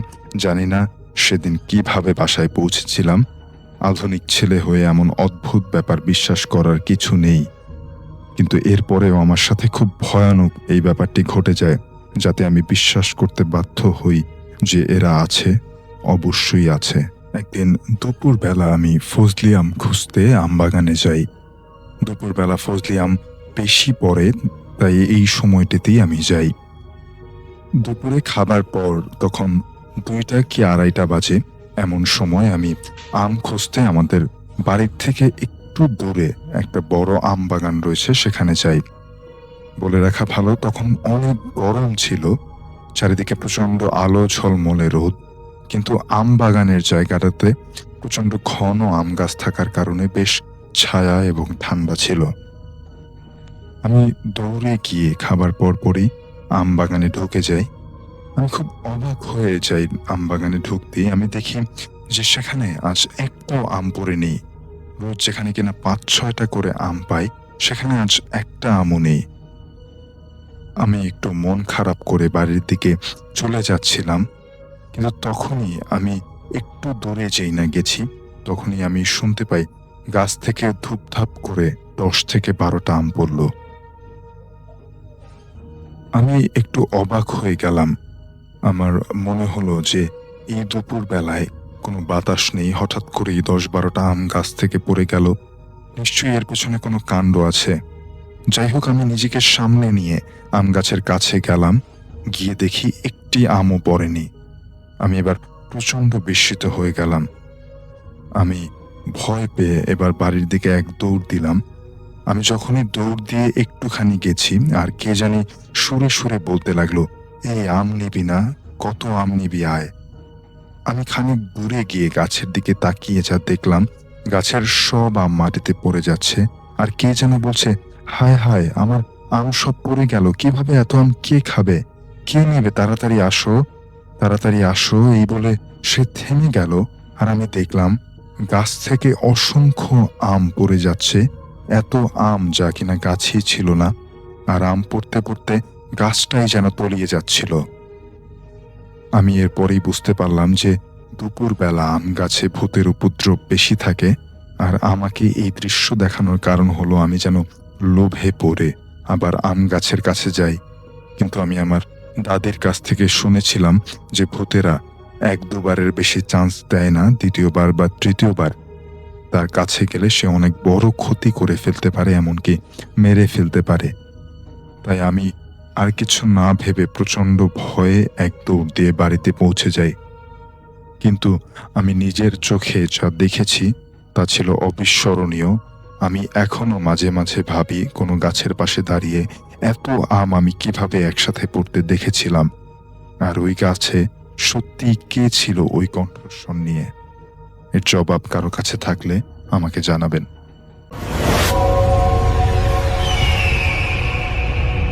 আমি এখন চলে যাব আমার বলা সেকেন্ড কাহিনীটিতে।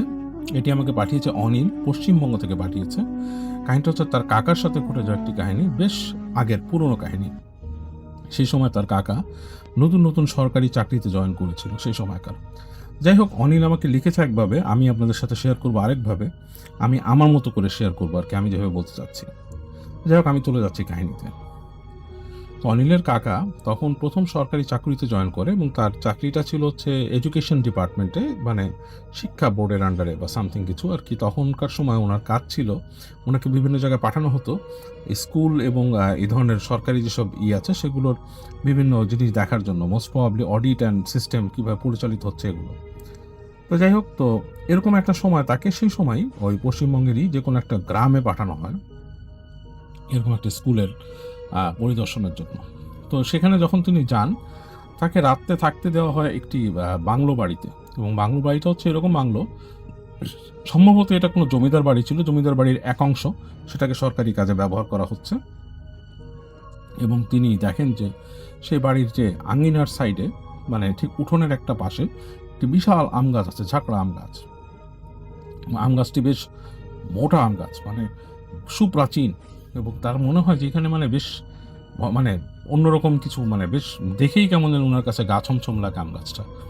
যাই হোক, তিনি ওখানে ওঠেন এবং ওখানকার যে মানে আপনার যে কেয়ারটেকার আছে তার সাথে কথা বলেন যে এখানে কেমন কি। তো তিনি বলেন যে স্যার, স্কুলে আপনাকে নিয়ে যাব, আজকে তো আর হবে না, এখন তো অলরেডি বেলা চলে গেছে, এখন বেলা গড়িয়ে গেছে, বিকেল হয়ে গেছে, এখন হবে না, আপনি বসুন, আপনার নাস্তা জল নাস্তা যা যা লাগে আমি আপনাকে ব্যবস্থা করে দিচ্ছি, আপনি সেগুলো খান এবং আপনাকে আমি সব দেখিয়ে দিচ্ছি।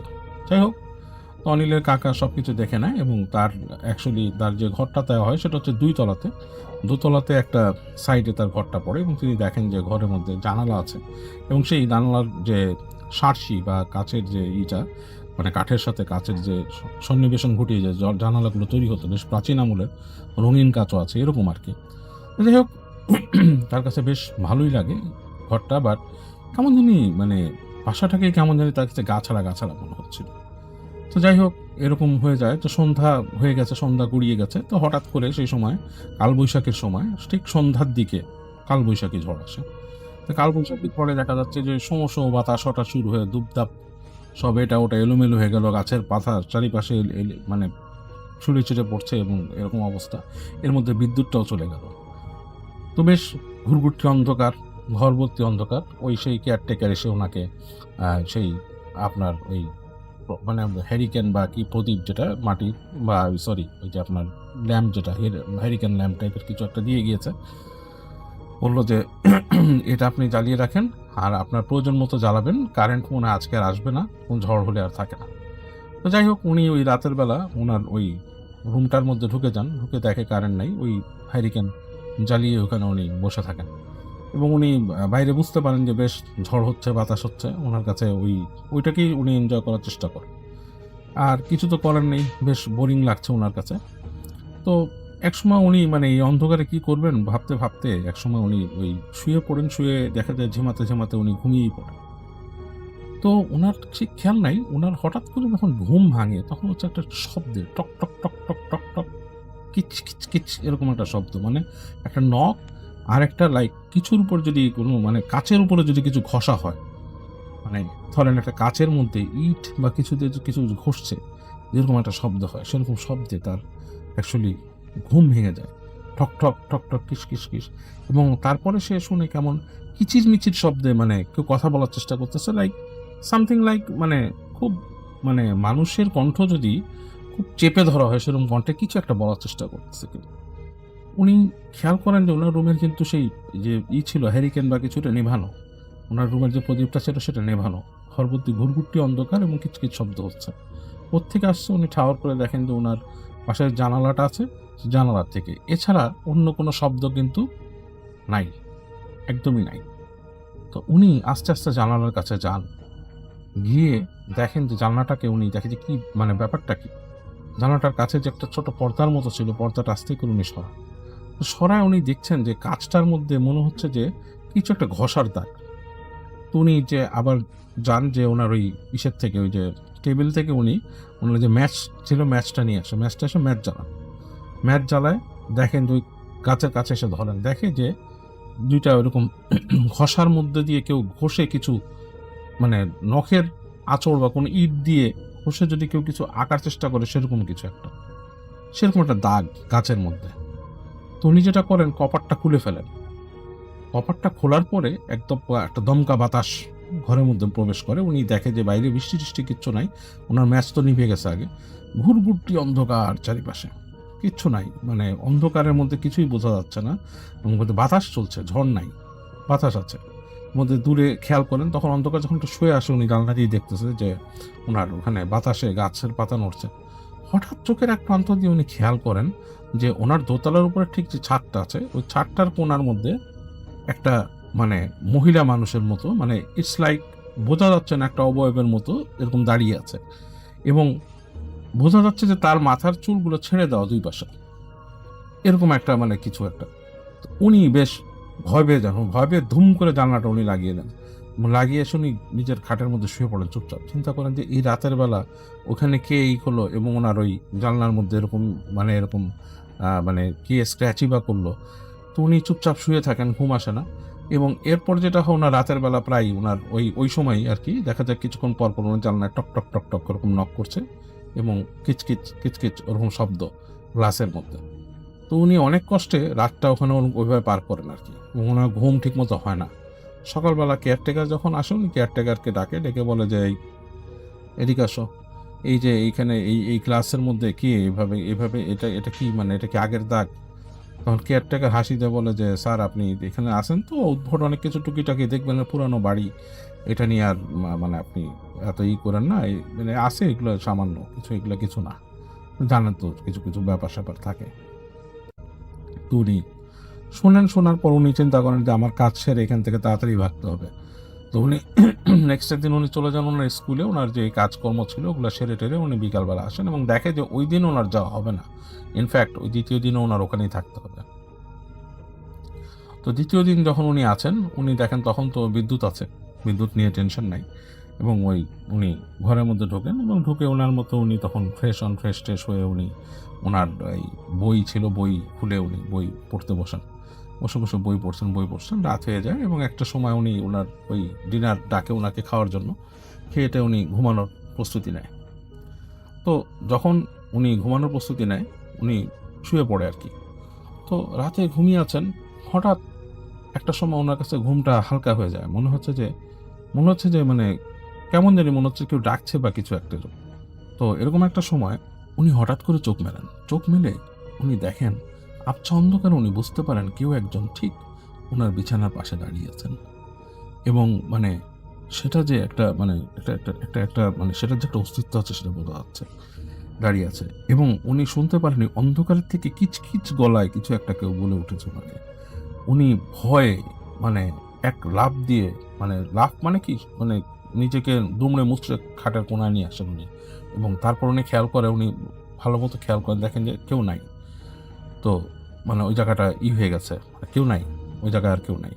তো উনি করে কি, খুব সাহস করে নেমে ঘরের বাতি জ্বালাতে যায়, দেখে বাতি জ্বলছে না, ঘরের লাইট জ্বলছে না। তো বেশ ভয় পেয়ে যান উনি বেশ ভয় পেয়ে যান এবং উনি চিন্তা করেন যে আমি রাতের বেলা কিভাবে শোবো। তো উনি আস্তে আস্তে উঠে রাতের বেলা ওই ইসের কাছে যান, ওনার যে ওই পাশের জানলা, আরেক পাশে একটা জানলা আছে, ওই উঠানটা দেখার জন্য যে উঠানের কি অবস্থা। তো উনি যখন ওই উঠানের পাশে জানলার দিকে তাকায়, তো ওই জায়গার মধ্যে আপনার ওই আম গাছটা ছিল, আম গাছের পাশে একটা দোলনা টানানো দেখেছিল উনি, এবং ওই দোলনাটা হচ্ছে শেকল দিয়ে লাগানো। তো উনি তখন দেখে যে উনি ওখান থেকে বুঝতে পারে যে শেকলের দোলনাটা ওখান থেকে কেউ নাড়ছে, কিচ কিচ কিচ কিচ শব্দ হচ্ছে, কিচ কিচ কিচ কিচ শব্দ হচ্ছে, দোলনাটা নড়ছে, মানে মনে হচ্ছে অ্যাজ ইফ লাইক কেউ দোল খাচ্ছে, এরকম একটা ব্যাপার। তো এটা উনি বোঝার পরে উনি চিন্তা করে এত রাত্রে, তখন উনি বুঝতে পারে যে এখন তো গভীর রাত, এরকম সময় দোলনায় কে দোল খাবে। তো এরকম সময় ওনার কাছে মনে হয় ওনার কানের কাছে ঘাড়ের মধ্যে কেউ নিঃশ্বাস ফেলছে, এবং উনি লাফ দিয়ে উঠে উনি খাটের মধ্যে পড়ে যায়, এবং খাটের মধ্যে পড়ে উনি আর কিছুই চিন্তা করতে পারে না। ওনার বিছানার যে চাদর দিয়ে উনি মাথা ঢেকে ফেলে, মাথা ঢেকে উনি ভয়ে কাঁপতে থাকেন। এবং এই রাতের বেলা ওই দিন যেটা হয় যে ওনার রুমের মধ্যে উনি অনেক শোনে এরকম কিচকিচ ফিসফিস শব্দ, আর ওনার এই যে দরজাটা, যে ঘরের দরজা, এটা মনে হচ্ছে কেউ খুলে ফেলছে আবার লেগে যাচ্ছে, এরকম শব্দ পান। এবং এরকমভাবেই ওনার সারাটা রাত পার হওয়ার পরে সকালবেলা উনি যখন ঘুম থেকে ওঠেন, তখন তো উনি খুবই ভয়ের মধ্যে ছিলেন। কেয়ারটেকারকে ডেকে বলেন যে এরকম কাহিনী। কেয়ারটেকার বলে যে এখানে তো এরকম আছেই স্যার, কিছু তো এখানে সমস্যা আছেই, কী করবেন। তো উনি ওই দিন যেভাবে হোক, ওনার কাজ শেষ হোক আর না হোক, উনি ওইভাবে করে অফিসে যান, যে ওনার ওখানকার যারা ব্যাপার ছিল স্কুল কমিটির সাথে কথা বলেন, এবং কথা বলে ওই দিনই উনি রওনা দিয়ে ব্যাক করে চলে আসেন। তো উনি আর ওই দিনকে ওখানে ওয়েট করেননি। আসসালামু আলাইকুম রাসেল ভাই, আশা করছি আপনি ভালো আছেন। রাসেল ভাই, আজকে যেই ঘটনাটা আমি আপনাদের সঙ্গে শেয়ার করতে যাচ্ছি, এটা মানে আমি আমার একটা ফ্রেন্ডের কাছ থেকে শুনেছিলাম। তো ঘটনাটি সে তার ছোটবেলায় তার মায়ের মুখে অসংখ্যবার শুনেছিল। তো আমি যখন তাকে রিকোয়েস্ট করলাম যে একটা ঘটনা বলার জন্য, তো সে সেই ঘটনাটি আমাকে শেয়ার করে। ঘটনাটি এখন তার মতো করে আমি বলছি। তো মানে ঘটনাটা আনুমানিক ১৯৯৮ কি ৯৭ সালের দিকের। তখন মায়ের বয়স খুব বেশি না। আমার মা মামার ৭ বছরের ছোট। আমাদের বাড়িটা ছিল অনেক পুরনো ধরনের। বাড়ির পিছনে একটা বড় পুকুর ছিল, আর সেই পুকুরের ঠিক পাশখানে দাঁড়িয়ে ছিল একটা বিশাল বড় ফজলি আমের গাছ। গাছটা নিয়ে গ্রামের মানুষজনের মধ্যে আগে থেকেই নানা ধরনের কুপ্রথা প্রচারিত ছিল। অনেকেই বলতো সন্ধ্যার পর ওখানে নাকি ওই গাছের নিচে গেলে অদ্ভুত রকমের শব্দ শোনা যায়। কেউ আবার বলতো গভীর রাতে সেখানে সাদা কাপড় পরা ২ জন মানুষ দেখা যায়। আবার অনেকেই বলতো সেখানে গেলে নাকি অদ্ভুত রকমের কিছু কান্নার শব্দ শোনা যায়। একদিন বিকালের দিকে মা খেয়াল করলেন আমার নানি খুব অস্থির হয়ে বাড়ির একদিকে এদিকে সেদিকে হাঁটাহাঁটি করছেন। চেহারায় অদ্ভুত রকমের ভয় কাজ করছিল। তখন আমার মা কয়েকবার জিজ্ঞেস করার পরেও তিনি কিছু বললেন না। মাগরিবের আজানের একটু আগে মা দেখলেন নানির হাতে একটা পাত্র নিয়ে বাড়ির পিছনের দিকে যাচ্ছে। কৌতূহলবশত মা চুপচাপ নানিকে ফলো করতে শুরু করলেন। একটা সময় গিয়ে দেখলেন নানি সেই আম গাছটার নিচে বসে লাল মাটি দিয়ে গাছের গোড়ায় প্রলেপ দিচ্ছেন। চারপাশ তখন আধো অন্ধকারে নেমে এসেছে। হালকা বাতাসে গাছের পাতাগুলো অদ্ভুত রকমের শব্দ তৈরি করছে। দৃশ্যটা দেখে আমার মায়ের বুকের ভিতর কেমন যেন চিনচিন করে উঠল। কিন্তু তিনি কিছু না বলে চুপচাপ আমার নানির চোখ আড়াল করে ঘরে ফিরে আসেন। সেদিন রাতেই ঘটল প্রথম অস্বাভাবিক একটা ঘটনা। রাত প্রায় ২টার দিকে মায়ের ঘুম ভেঙে যায়। চোখ খুলে তিনি দেখেন নানি ঘর থেকে বের হয়ে যাচ্ছে। তার হাতে কিছু একটা ছিল, মা সেটা ভালোমতো লক্ষ্য করেনি। মা ভেবেছিল নানি হয়তো ওয়াশরুমে যাচ্ছেন, তাই তিনি আর গুরুত্ব দেননি। তিনি তার মতো ঘুমিয়ে পড়েন। পরদিন সকালে সবাই একসাথে বসে থাকার সময় হঠাৎ করে নানি বললেন তিনি একটা ভয়ঙ্কর শব্দ দেখেছেন। নানির কণ্ঠ কাঁপছিল, চোখে মুখে আতঙ্ক স্পষ্ট ছিল। নানি বললেন গভীর রাতে তিনি স্বপ্ন দেখেন দুজন লম্বা সাদা জুব্বা পরা লোক তার সামনে এসে দাঁড়িয়েছে। তাদের চেহারা অস্বাভাবিকভাবে সুন্দর, কিন্তু চোখ দুটো ছিল একদমই ভয়ানক। তারা নানিকে বলল, মা তুমি তো খুব সৎ মানুষ, তোমাকে তো এরকম স্বপ্ন দেখার কথা না। আমরা তোমাকে এমন কিছু দিতে চাই যেটা পেলে তোমার পরিবার আর কখনো কোনো অভাব থাকবে না। তারপর তারা বলল বাড়ির পিছনের আম গাছটার নিচে সন্ধ্যাবেলা লাল মাটি দিয়ে প্রলেপ দিতে হবে। এরপর গভীর রাতে কোরআন বুকে নিয়ে সেখানে যেতে হবে। তখন মাটি ফেটে দুটো কলসি বের হয়ে আসবে, আর সেই কলসি পাহারা দিবে দুটি বিশাল বড় বড় সাপ, আর কলসির মুখে জ্বলজ্বল করবে দুটি চোখ। ভয় পেও না, বিসমিল্লাহ বলে কলসে হাত দিলেই সাপগুলো সরে যাবে। তারপর একটি কলসি নিজের কাছে রাখবে আর একটি কলসি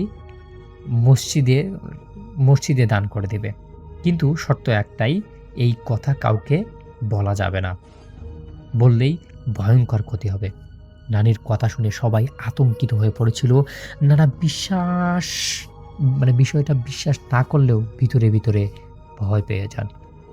সেদিন দুপুরে তিনি কোদাল নিয়ে গাছের গোড়ে মাটি খুঁড়তে যান, আর তখনই ঘটে অবাক একটা ঘটনা। মাটির নিচ থেকে সত্যিই দুটো পুরনো দিনের কলস পাওয়া যায়, কিন্তু কলসের ভিতরে কিছুই ছিল না। সেই রাত থেকেই বাড়ির পরিবেশ পাল্টে যেতে শুরু করে। গভীর রাতে হঠাৎ নানি চিৎকার করে সবাইকে ঘুম থেকে ডেকে তোলেন। তিনি কাঁদতে কাঁদতে বলেন, সেই লোক দুটো আবার আমার স্বপ্নে এসেছে। তারা বলেছে নিষেধ করার পরেও কেন সবাইকে আমি কথাটা বলে দিয়েছি। এখন শাস্তি হিসাবে তারা আমার ছেলেকে নিয়ে যাবে। এরপর কয়েকদিন সব কিছু স্বাভাবিক ছিল, কিন্তু এক গভীর রাতে হঠাৎ দেখা গেল আমার ছোট মামা ঘরে নেই। সারা বাড়িতে হাহাকার পড়ে গেল, চারিদিকে খোঁজাখুঁজি শুরু হলো। নানা হারিকেন হাতে নিয়ে গ্রামের রাস্তায় রাস্তায় ছুটে ছুটে খুঁজতে লাগলেন আমার ছোট মামাকে। কবরস্থান পর্যন্ত গেলেন, কিন্তু খুঁজে পাওয়া গেল না। ফজরের আজানের ঠিক আগে বাড়ির উঠানে দেখা গেল আমার ছোট মামা দাঁড়িয়ে আছে। চোখ দুটো ফাঁকা, চেহারায় কোনো স্বাভাবিক ভাব নেই। অনেকে জিজ্ঞাসা করার পরও সে কোনো কথা বলছিল না। তারপর সকালে ঘুম ভাঙার পর সে জানালো তার এক বন্ধু এসে তাকে খেলায় ডাকছিল।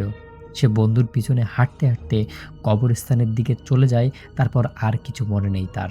কিন্তু পরে জানা যায় যেই বন্ধুর কথা সে বলেছে সেই ছেলে সেদিন বাড়ি থেকে বেরই হয়নি। এই সব কিছু শুনে এবং দেখে আমার নানা এবং নানি খুব বেশি ঘাবড়ে যায়। তারা বলে, আল্লাহ তুমি আমাদের এ কোন বিপদে ফেললে। তারা এই সব কিছু উপেক্ষা করে গ্রামের একজন হুজুরের কাছে নিয়ে যায়। হুজুর আমার ছোট মামাকে ঝাড়ফুঁক করেন। সেদিনই তিনি বলেছিলেন ছেলেটার উপর খারাপ জিনের নজর পড়েছে। তাবিজ দেওয়া হলো এবং তারপর আমার মামা, নানা-নানি সবাই বাড়িতে চলে এলো। দীর্ঘদিন আর কোনো কিছু হয়নি। বহু বছর কেটে যায়। আমার মামার বিয়ে হয়। একটা ছেলেও হয় তার। সবাই ভেবেছিল পুরনো অশুভ ছায়া হয়তো শেষ হয়ে গেছে। কিন্তু আসল ভয় তখনও বাকি ছিল। সেদিন আমি নিজেও নানা বাড়িতে ছিলাম। গভীর রাতে হঠাৎ চিৎকার শুনে ঘুম ভেঙে যায় আমার। জানতে পারলাম মামাকে কোথাও খুঁজে পাওয়া যাচ্ছে না। নানা আবারও হারিকেন হাতে নিয়ে বের হলেন। চারপাশে কুয়াশায় ঢাকা ছিল। দূরে কবরস্থানের দিক থেকে কুকুরের ঘেউ ঘেউ শব্দ ভেসে আসতেছিল। অনেক খোঁজাখুঁজির পর ফজরের আজানের সময় কবরস্থানের পাশে একটা পুরনো ভাঙ্গা কবরের কাছে মামাকে পাওয়া যায়। তিনি অচেতন অবস্থায় সেখানে পড়েছিলেন। শরীরের বিভিন্ন জায়গায় গভীরভাবে আঁচড়ের দাগ। সেখান থেকে টাটকা রক্ত বের হচ্ছিল। মনে হচ্ছে একটু আগেই তার এই দাগগুলো হয়েছে। তাকে বাড়ি নিয়ে আসার পর দুপুরের দিকে তার জ্ঞান ফেরে। তখন তার শরীরে অসংখ্য জ্বরে মনে হয় পুড়ে যাচ্ছে তার গা। ঘুম ভাঙার পর তিনি কাঁপা কাঁপা গলায় বললেন, তার সামনে হঠাৎ সাদা কাপড় পরা দুজন মানুষ এসে তাকে জোর করে কবরের ভিতরে নামানোর চেষ্টা করে। তিনি দোয়া দৌড়তে পড়তে প্রাণপণে পালানোর চেষ্টা করেন। দূর থেকে নানা ডাকর তিনি শুনতে পাচ্ছিলেন, কিন্তু মুখ দিয়ে কোনো শব্দ বের হচ্ছিল না, বা নানাকে যে তারা অবস্থান জানাবেন সেটাও সে পাচ্ছিল না। ঠিক তখনই তাকে কবরের ভিতরে নেমে ফেলবে তখনই ফজরের আজান ভেসে আসে, আর সঙ্গে সঙ্গে সব কিছু অন্ধকার হয়ে যায়। এরপর আর আমার কিছু মনে নেই। আমার কথা শুনে নানি কান্নায় ভেঙে পড়েছিলেন, কারণ বহু বছর আগের দেখা সেই স্বপ্ন, দুই সাদা পোশাকের মানুষের কথা মনে পড়ে গিয়েছিল নানির। তার বিশ্বাস ছিল তারা এখনও তাদের পরিবারটাকে ছেড়ে দেয়নি। এরপর আবারও ঝাড়ফুঁক করা হয় আমার মামাকে, নতুন তাবিজ দেওয়া হয়। তারপর থেকে আজ পর্যন্ত আর কোনো অস্বাভাবিক ঘটনা ঘটেনি। কিন্তু এখনো গভীর রাতে সেই পুরনো আম গাছটার পাশ দিয়ে গেলে বুকের ভেতরটা কেমন যেন ঠান্ডা হয়ে আসে। কারণ গ্রামের অনেকেই বলতো মাঝরাতে এখনও নাকি সেখানে দুজন সাদা কাপড় পরা মানুষকে দাঁড়িয়ে থাকতে দেখা যায়। রাসেল ভাই, এটাই ছিল ঘটনা। ঘটনায় আসি। ছোটবেলা থেকে মারাত্মক রাগে ছিল জাকির মৃধা। বাবা মাকে কখনো তিনি মানতেন না কোনো কিছুই। যা চিন্তা করতেন তাই করতেন, যা বলতেন সেটাই করতে হতো আশেপাশের মানুষের। আত্মীয় স্বজন থেকে শুরু করে সবাই তাকে অপছন্দ করা শুরু করে একটা সময়। এলাকার কিছু বখাটে ছেলের সাথে মিশে তিনিও বাসায় এসে তুল কালাম করতেন যদি কোনো কিছু তার পছন্দের না পেতেন। তাদের গ্রামের বাড়ি তৎকালীন বৃহত্তর কুমিল্লার ব্রাহ্মণবাড়িয়াতে ছিল, যদিও এখন ব্রাহ্মণবাড়িয়া আলাদা। বন্ধু বান্ধব নিয়ে তিতাস নদীতে প্রায় সময় তিনি আড্ডা দিতেন এবং এলাকার মেয়েদেরকে ডিস্টার্ব করতেন মোস্ট অফ দ্য টাইম। তো ওইখানে একটা মেয়ে ছিল, ওই এলাকার অনেক দিন যাবৎ তিনি পছন্দ করতেন। মেয়েটার নাম ছিল শিউলি। অনেক জোর জবরদস্তি করে মেয়েকে উঠিয়ে নিয়ে বিয়ে করেন। তো বিয়ে করে 2 বছরের মাথায় 1979 সালে তিনি সিদ্ধান্ত নেন বাংলাদেশের বাইরে যাবেন। তো তিনি গেলেন কাতারে, সেখানে কাজ করতে লাগলেন। বিয়ে করবার আগে তিনি এই মেয়েকে হাতে পাওয়ার জন্য গিয়েছিলেন একজন তান্ত্রিকের কাছে, বাড়ি থেকে অনেক দূরে। কুফরি নিয়ে ব্যস্ত সেই তান্ত্রিক তাকে সাহায্য করেন সর্বাত্মকভাবে, এবং তাকে সাহায্য করে কুফরি করে বিয়ে করার ব্যবস্থা করে দেন শিউলির সাথে। এবং কাতারে যাওয়ার পরও যোগাযোগ ছিল সেই তান্ত্রিকের সাথে। সেই তান্ত্রিক যাই বলতো তিনি তাই করতো। যদি বলতো তুই মরে যা, সে মরতে হয়তো দ্বিধা করতো না। নিজের বাবা মার থেকে তান্ত্রিকের কথায় তিনি বেশি শুনতেন, তা বলতে কবিরাজ আর কি। যখনই যেতেন সেখানে তিনি মন মুগ্ধ হয়ে সেই তান্ত্রিকের কাজ দেখতেন। কখনো কখনো অনেক আর্জি নিয়ে আসা লোকজনদের দেখতেন যে সেই তান্ত্রিক ছাগলের বলি দিত, কখনো কখনো সেই বলির রক্ত সেই তান্ত্রিক তাদেরকে খাইয়ে দিত, সেই তান্ত্রিক 5 তারা ছবি আঁকতো, কখনো কখনো সেই তান্ত্রিক 5 তারার মধ্যে পুতুল রেখে সেই পুতুলের সারা শরীরে সূচ বেঁধাতো।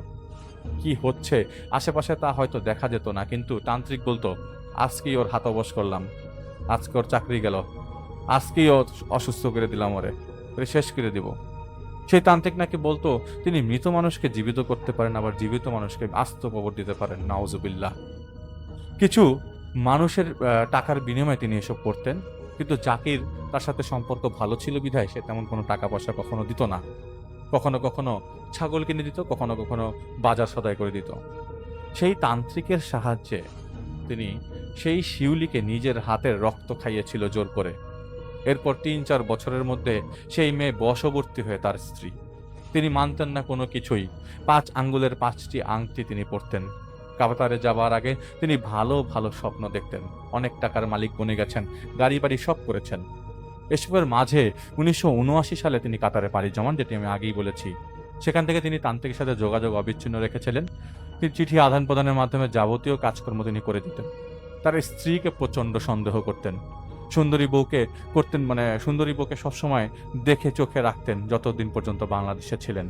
1981 সালের 17 মার্চ তিনি যখন কাতারে কাজ থেকে ফেরত এসে হঠাৎ করে দেখলেন একটা চিঠি এসছে বাংলাদেশ থেকে। চিঠিতে লেখা, জাকির তুমি কেমন আছো, আশা করছি ভালো আছো, তোমার সাথে অনেকদিন যাবৎ কথা বলতে চেয়েছিলাম। তোমার স্ত্রী সব লজ্জার মাথা খেয়েছে, সে এখন নতুন প্রেমে লিপ্ত। এলাকার কয়েকজন ছেলের সাথে তার সম্পর্ক, আমার জিনেরা খবর নিয়েছে। সে তোমাকে তাবিজ করেছে অন্য হুজুরের কাছে যেয়ে, তুমি যাতে কিছু দেখতে না পারো, কিছু বুঝতে না পারো। এখন কোনো সিদ্ধান্ত নাও, না হলে এই স্ত্রীকে পরে নিজের বশে আনতে পারবে না। এই স্ত্রীর কিছু জিনিস তোমাকে দিতে হবে। এই চিঠি পড়ে তার মাথা খারাপ হয়ে গেল। তিনি বাড়িতে চিঠি পাঠালেন, কিন্তু চিঠির কোনো উত্তর বাড়ি থেকে আসে নাই। তিনি জানতে চেয়েছিলেন কি হয়েছে।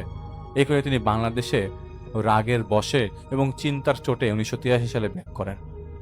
আসার পর বাড়িতে তার মা বাবার সাথে বৈঠক না করে তিনি স্ত্রীর সাথে কথা বলেন, এবং বাবা মাকে কোনো ব্যাপারে এইসব ব্যাপারে কিছুই জিজ্ঞেস করেন না।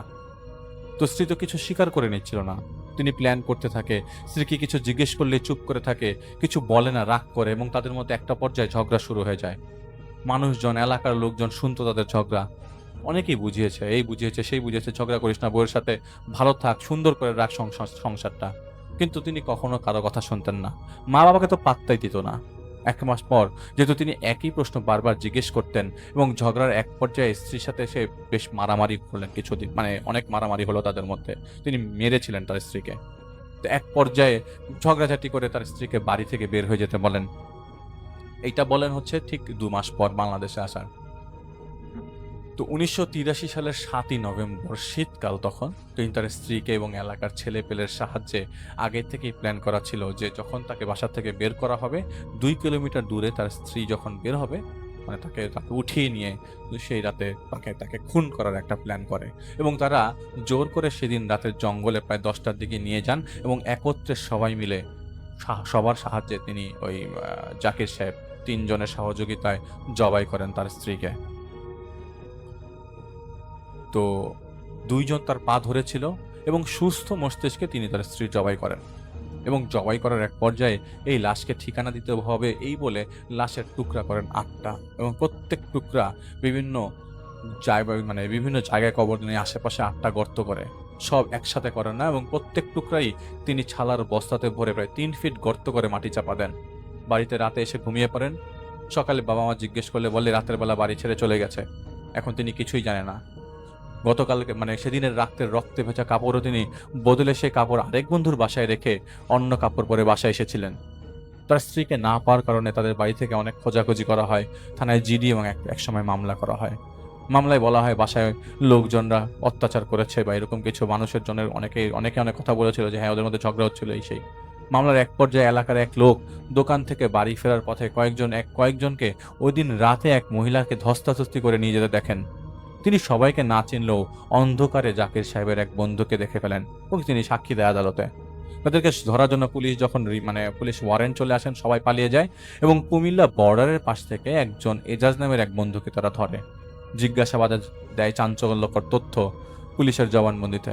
সেখানে বলা হয় হিংস্র পশুর মতো হয়ে গেছিল জাকির স্ত্রীকে জবাই করার সময়।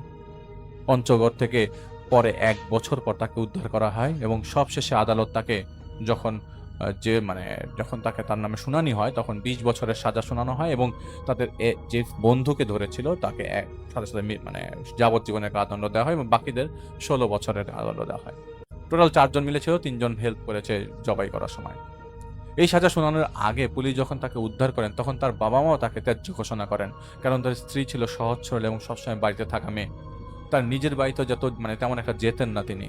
আর তখন সমাজ ব্যবস্থা অন্যরকম ছিল। বাড়ির অন্য ছেলেরা বাড়ির বউ যদি অন্য ছেলের সাথে কথা বলে তখন এক একজন এক এক রকম চিন্তা করে, এটা সব মেয়েদের মধ্যেই ছিল। জাকির মাথায় হাত দিয়ে বসেন, কারণ জবাইয়ের আগে তান্ত্রিকের কাছে তিনি গিয়েছিল। সেই তান্ত্রিক তাকে তার স্ত্রীকে মেরে ফেলতে বলেছিল এবং তান্ত্রিক সব ধরনের সহযোগিতা করবে এও বলেছিল। তো আদালতে সবকিছু বলার পর তাকে সশ্রম কারাদণ্ডে 20 বছরের সশ্রম কারাদণ্ডে দণ্ডিত করা হয় এবং তার বাকি বন্ধুদের 16 বছর, 2জনকে 16 বছর, একজনের যাবজ্জীবন কারাদণ্ড দেওয়া হয়। এটা আমরা পরে আসছি। 2005 সালে তিনি কারামুক্তি পান এবং ওনার পারফরমেন্স বেশ ভালো ছিল। উনি অনেক চেষ্টা করেছেন জেলে তার নিজেকে শুধরে নিতে। 1984 সালে সাজার সময় তার বয়স লেখা হয়েছিল 24 বছর। তার জন্ম আসলে তিনি জানেন আষাঢ় মাসের 24 তারিখ এবং যুদ্ধের সময় তার বয়স ছিল 10 বছরের মতো। তো অনেক আগের মানুষ তিনি এবং তার বয়স অনেক। জেল থেকে বের হয়ে তিনি তার মার কাছে মাফ চান এবং অনেক হাতে পায়ে মাফ চাবেন এরকম প্রত্যাশা করেন। বাড়িতে যাওয়ার পর তিনি বাড়িতে কাউকে পান না, তালা অবস্থায় পান এবং এলাকার লোকজনরা বলে তারা সব বিক্রি করে চলে গেছে কুমিল্লায়। অনেক কষ্টে কুমিল্লা শহরে তিনি তার মাকে খুঁজতে যান এবং তার বাবা ইন্তেকাল করেছিল 1997 সালে তিনি জেলে থাকা অবস্থায়।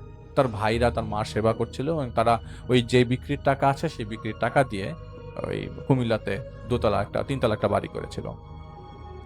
তো তিনি সেই ঠিকানা ধরে তাদের ভাইয়ের কাছে যান এবং হাতে পায়ে ধরার মতো অবস্থা ছিল। একটা পর্যায়ে অনেক কষ্টে রাজি করে তারা তাকে থাকতে দেয় সেই বাড়িতে, কিন্তু যেহেতু ত্যায্য হয়ে গেছিল তিনি তার কোনো বাবার সম্পত্তি পান নাই। তো তারা তাকে আশ্বস্ত করে যে তুমি থাকতে পারবে এখানে, কিন্তু তোমার কোনো ধরনের সম্পত্তি বাবা তোমার নামে করে যায়নি। তো সেদিন জেল থেকে বের হয়ে তার সংসার তছনছ হয়ে গেছে এটা তিনি বুঝতে পেরে যান, জেলে থাকা অবস্থায়। এবং তিনি এই চিন্তা করেন যখন বের হবেন তখন তিনি তান্ত্রিকের কাছে যাবেন, ওই কবিরাজের কাছে যাবেন তিনি। তো তিনি যান এবং তাকে ওই জায়গায় পান না, আরেক জায়গায় পান। ওই জায়গায় তাকে ওই কবিরাজকে না পেয়ে তিনি তার ঘর বাড়ি ভেঙে চলে আসেন। তো তিনি কি করছিলেন, তাদের ওই বিল্ডিং এর নিচতলা তার মা এক পাশে থাকতো, তার মা তার সেজো ভাই, তারা 4 ভাই ছিল। তো তার সেজো ভাইয়ের বাসার ফ্ল্যাট এক পাশে আর তার ছোট ভাইয়ের ফ্ল্যাট এক পাশে। তো ছোট ভাই ঢাকায় থাকতো, তো সেই ফ্ল্যাটটা খালি ছিল, তিনি সেখানে থাকা শুরু করেছিলেন। তো সেদিন রাতের বেলা তার প্রচন্ড মাথা ঘুরতে থাকে। তিনি মনে করতে থাকেন এটা স্বাভাবিক মাথা ব্যথা।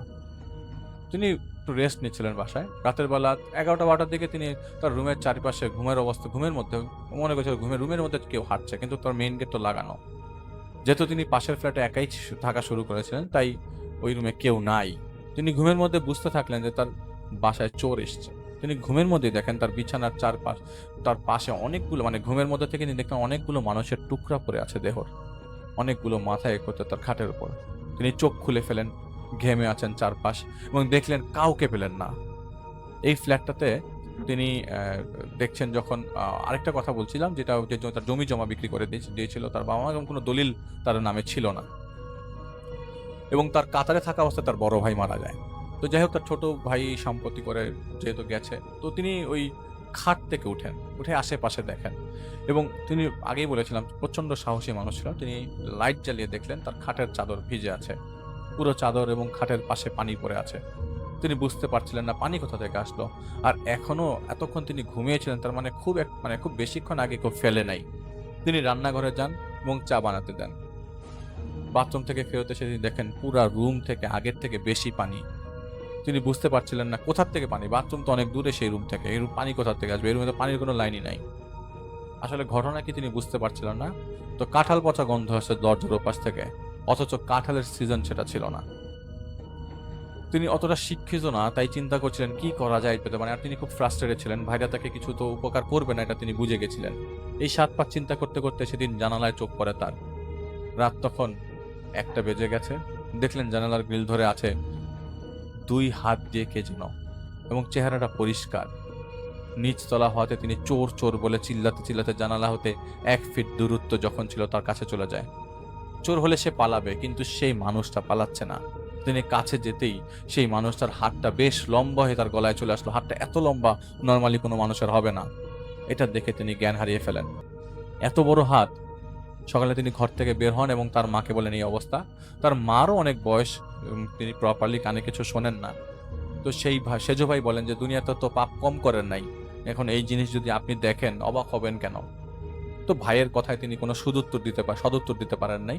সেদিন রাতে তিনি আবারও স্বপ্ন দেখেন। তিনি দেখলেন তিনি নদীর তীরে শুয়ে আছেন।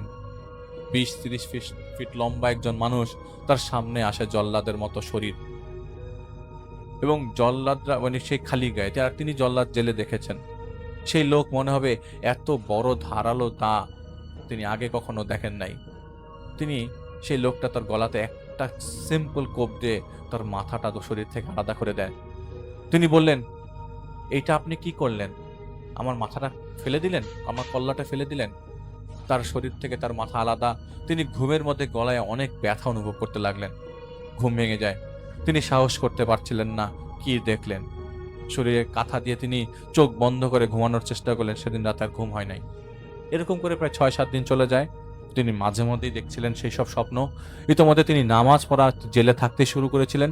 মসজিদের হুজুরের কাছে গেলে বলেন যে খারাপ স্বপ্নের কথা কাউকেই বলতে নাই, যেহেতু আপনি বলেছেন সাদকা করে দেন, আর এই দোয়া সূরা প্রতিদিন পড়বেন।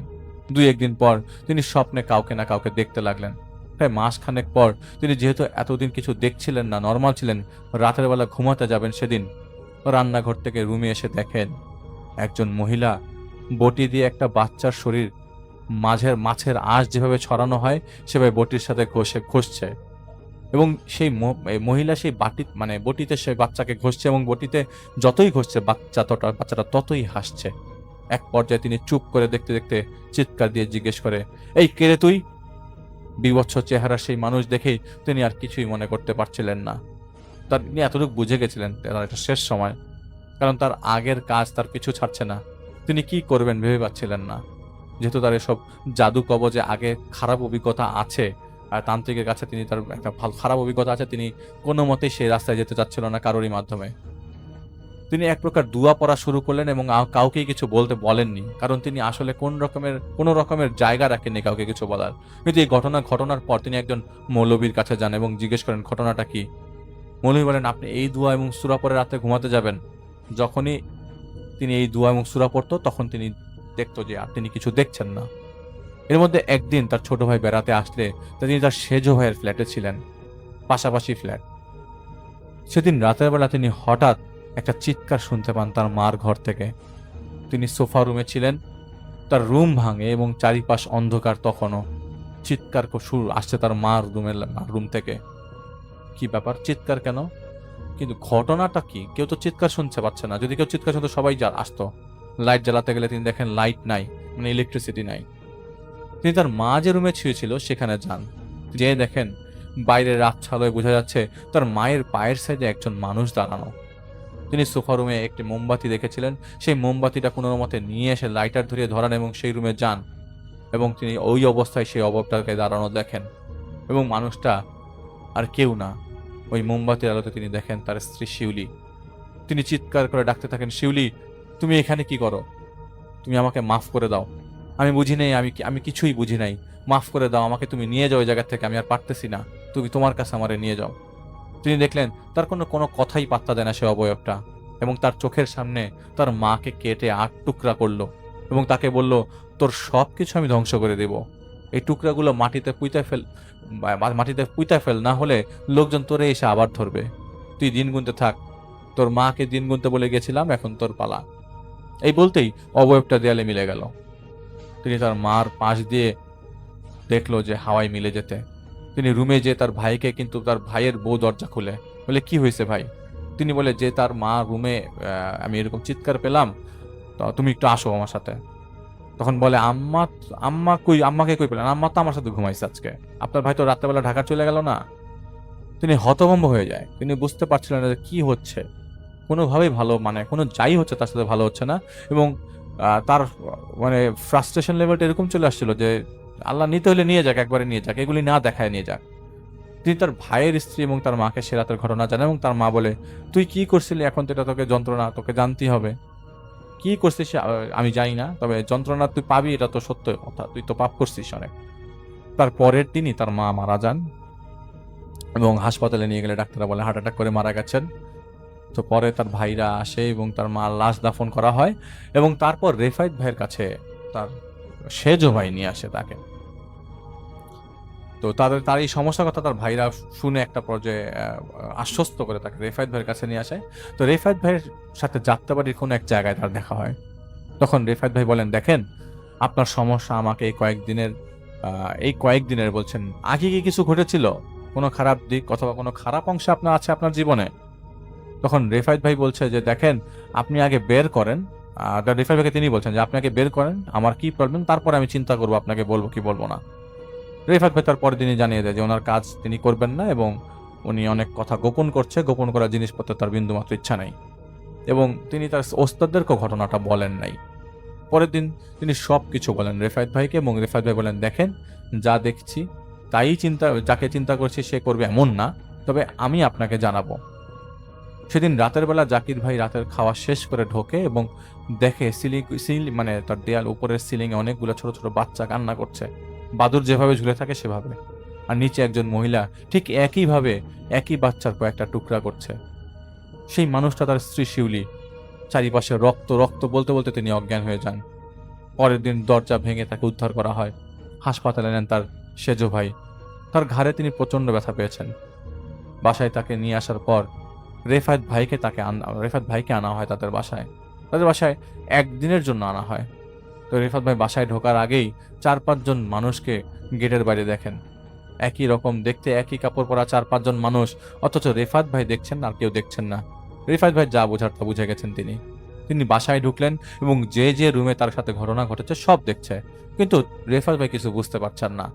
তবে বাড়ির সামনে তিনি একজন মানুষকে দাঁড়িয়ে থাকতে দেখেন এবং জাকির ভাই কিছুই দেখছিল না এবং সেই মুহূর্তে সেই মানুষটা পা দিয়ে কি যেন একটা মাটি চাপা দিচ্ছে তাদের বাড়ির সামনে। তো সেদিন রাতে রেফাত ভাই ওইখানকার একটা হোটেলে থাকে এবং রেফাত ভাই তাদের বাসায় না থাকার মানে রেফাত ভাইকে তাদের ওস্তাদরা বলে যায় তুমি এই বাসায় থেকো না, তো তিনি ওই বাসায় ছিলেন না। তো রেফাত ভাই তার ওস্তাদদেরকে জানান ঘটনা এবং এই লোক আগে একটা মার্ডার কেসে জেলে ছিল, জেল থেকে আসার পর থেকে এই জিনিসগুলো তার জীবন দুর্বিষহ করে তুলেছে। তো রেফাত ভাই জিজ্ঞেস করে কি করা যায় তার জন্য, কিন্তু এমনিই পাপী। তখন তাদের ওস্তাদের মধ্যে একজন বলেন যে শয়তানের প্ররোচনা খুব খারাপ জিনিস, একবার তোমাকে বিপথে নিয়ে গেলে সেখান থেকে ফেরত আসা সম্ভব না।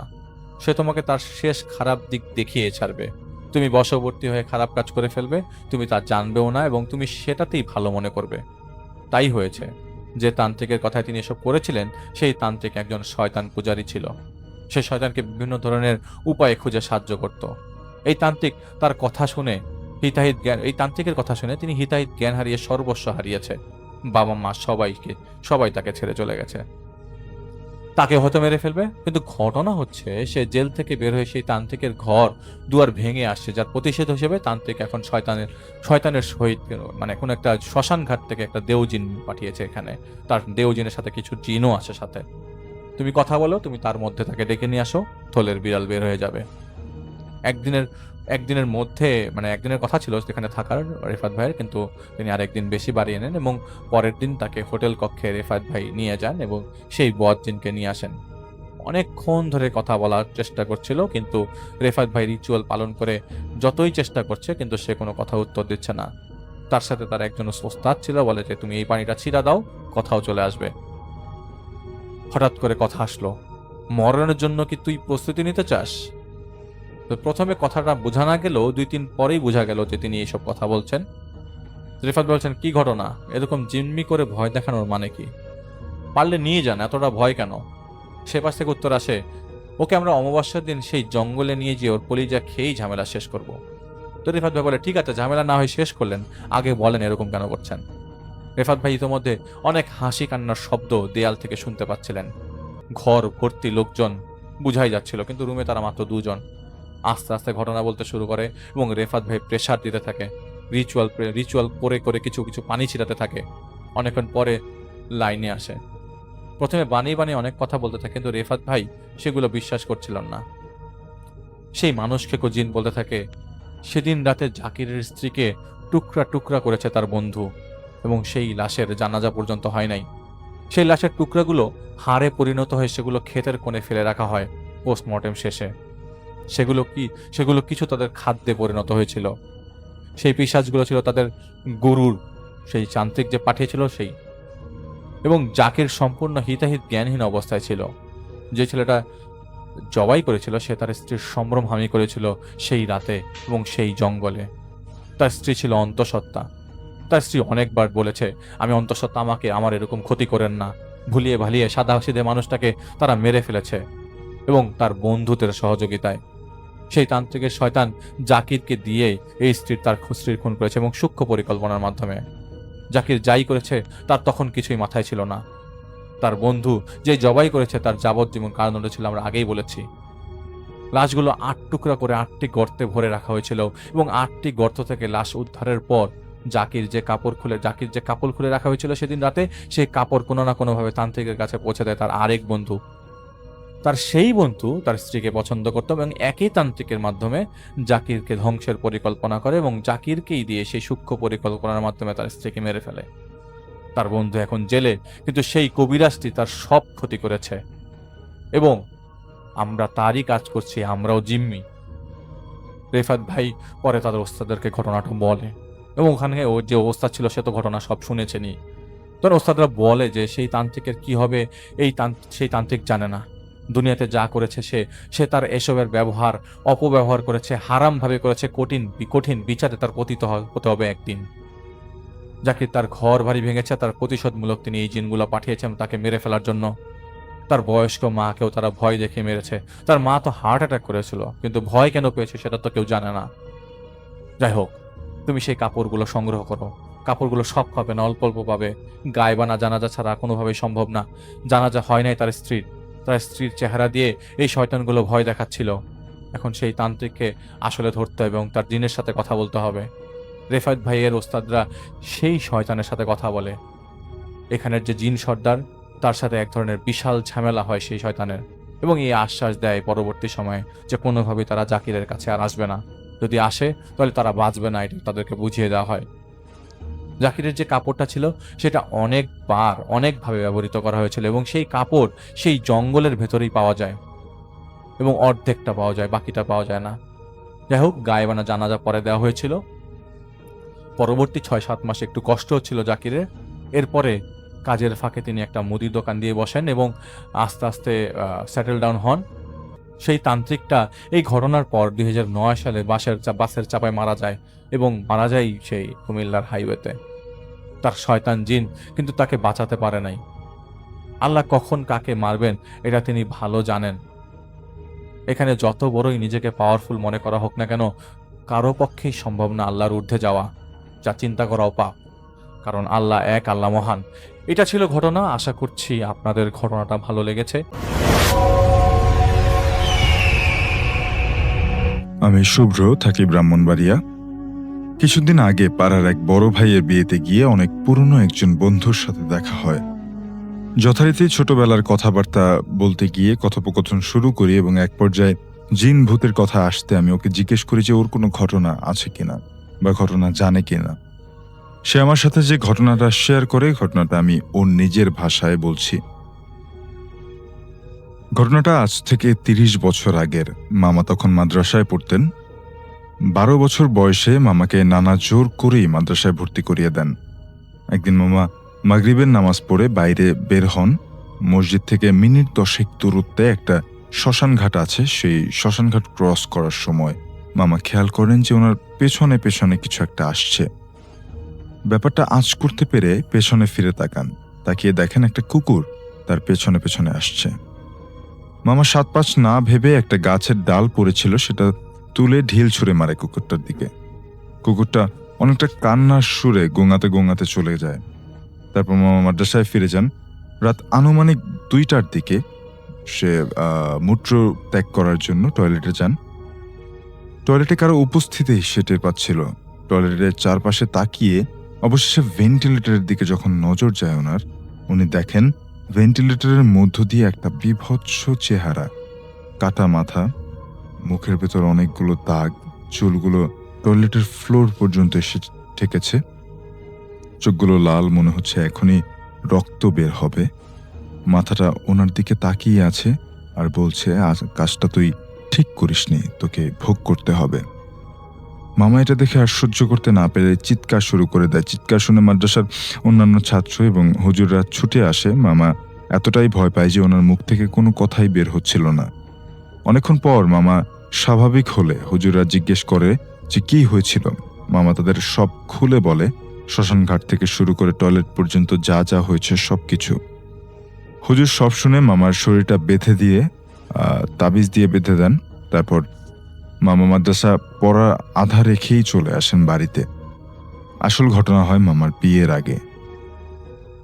মেয়ে দেখা হয়ে গেছে, নানা বিশেষ কাজে বাইরে গেছেন, আসতে 15 দিন লাগবে, তাই মামার বিয়ে 15 দিন পরেই হবে।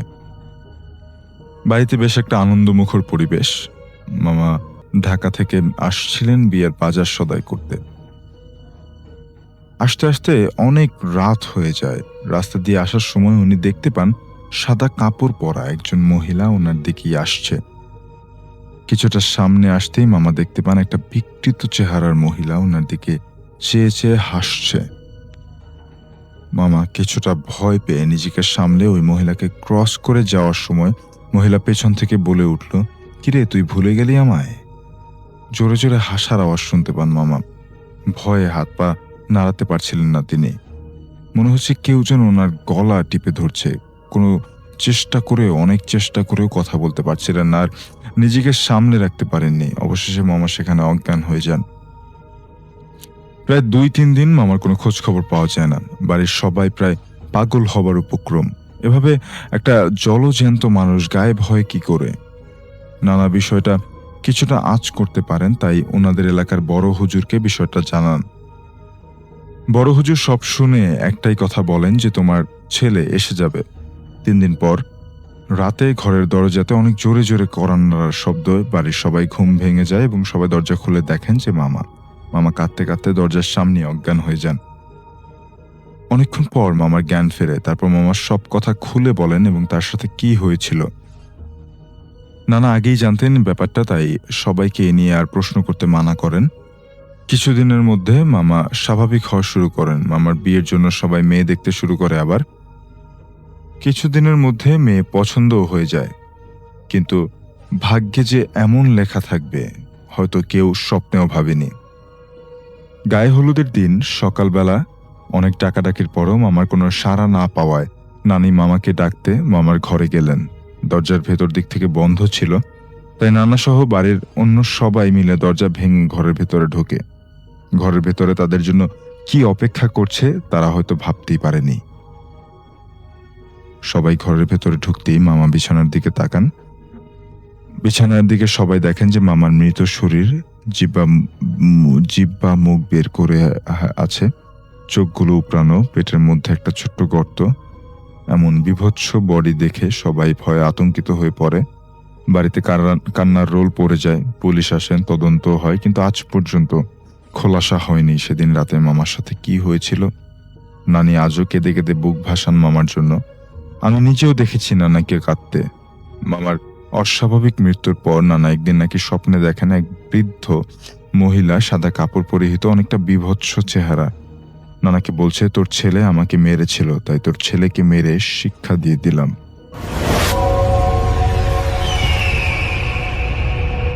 আসসালামু আলাইকুম প্রিয় লিসেনার্স, এতক্ষণ থেকে আমি আপনাদেরকে অনেকগুলো ভয়ানক ভয়ানক ঘটনা শোনানোর চেষ্টা করেছি, যেই ঘটনাগুলো আমি অনেক কষ্ট করে আপনাদের জন্য রেডি করেছিলাম। এই ঘটনাগুলোর মধ্য থেকে আর জে রাসেল ভাই, আর জে আফনান ভাই, ডক্টর আলিফ, বাবু ভাই, আর জে শাফিন ভাই সহ আমি নিজেও কয়েকটি ঘটনা কিন্তু আপনাদের সঙ্গে শেয়ার করেছি। এই ঘটনাগুলোর মধ্য থেকে কোন ঘটনাটি আপনার কাছে সব থেকে বেশি ভয়ানক বলে মনে হয়েছে, কোন ঘটনাটি খুব বেশি ইন্টারেস্টিং লেগেছে, কোন ঘটনাটি শুনে আপনার জীবনের সাথে ঘটে যাওয়া কোনো সময়ের বা আপনার পরিবারের সাথে ঘটে যাওয়া কারোর সাথে যদি এরকম কোনো ঘটনা ঘটে থাকে, সেই ঘটনাটি কোথায় আছে, আমাদের আজকের এপিসোডের কত সেকেন্ডে কত মিনিটে আছে সেটিও কিন্তু জানিয়ে যেতে পারেন আমাদের কমেন্ট সেকশনে। আর দর্শক, এরকম ভয়ানক ভয়ানক ঘটনাগুলো পাওয়ার জন্য কিন্তু অবশ্যই আমাদের চ্যানেলটিকে সাবস্ক্রাইব করতে হবে, কারণ আমাদের এই চ্যানেলটিতে প্রতি রাত্র 10টার সময় এরকম ভয়ানক ভয়ানক ভিডিওগুলো একত্রিত করে এপিসোড আকারে কিন্তু আপলোড করা হয়। আর আপনারা যদি একত্রিত অনেকগুলো ভয়ানক ঘটনা পেতে চান, তাহলে কিন্তু অবশ্যই আমাদের চ্যানেলটি ভিজিট করবেন, কারণ আমাদের চ্যানেলের প্রত্যেকটি ঘটনা বাছাই করা সেরা ভয়ানক ঘটনাগুলো নিয়ে তৈরি করা হয়। তো প্রিয় লিসেনার্স, আমাদের আজকের এপিসোডটি আপনাদের কাছে কেমন লাগলো সেটাও কিন্তু জানাতে পারেন। আমাদেরকে জানানোর একটাই মাধ্যম, সেটা হচ্ছে আমাদের ভিডিও কমেন্ট বক্স। অবশ্যই আপনারা আপনাদের মতামতগুলো করবেন আমাদের কমেন্ট বক্সে। সবাই ভালো থাকবেন, সুস্থ থাকবেন, আপনাদের সবার মঙ্গল এবং সুস্বাস্থ্য কামনা করছি, এবং আমাদের আগামীর এপিসোড দেখার আমন্ত্রণ জানিয়ে শেষ করার আগে ছোট্ট করে একটা রিকোয়েস্ট থাকবে। যারা যারা এখন পর্যন্ত আমাদের ভিডিওটি দেখতেছেন কিন্তু চ্যানেলটি সাবস্ক্রাইব করেননি, আমি আপনাদের রিকোয়েস্ট করব অবশ্যই চ্যানেলটিকে সাবস্ক্রাইব করবেন, পাশে আসা নোটিফিকেশন বাটনটি অন করে রাখবেন, যেন আমাদের ভিডিওগুলো আপনার কাছে পর্যন্ত পৌঁছাতে পারে। সবাই ভালো থাকবেন, সুস্থ থাকবেন, আপনাদের সবার মঙ্গল এবং সুস্বাস্থ্য কামনা করছি। আপনারা যেখানেই থাকেন আপনাদের পরিবার নিয়ে সুস্থ সুন্দর একটি পরিবেশে বসবাস করার চেষ্টা করবেন। সবাই ভালো থাকবেন, সুস্থ থাকবেন, দেখা হচ্ছে নতুন এপিসোডে। আল্লাহ হাফেজ।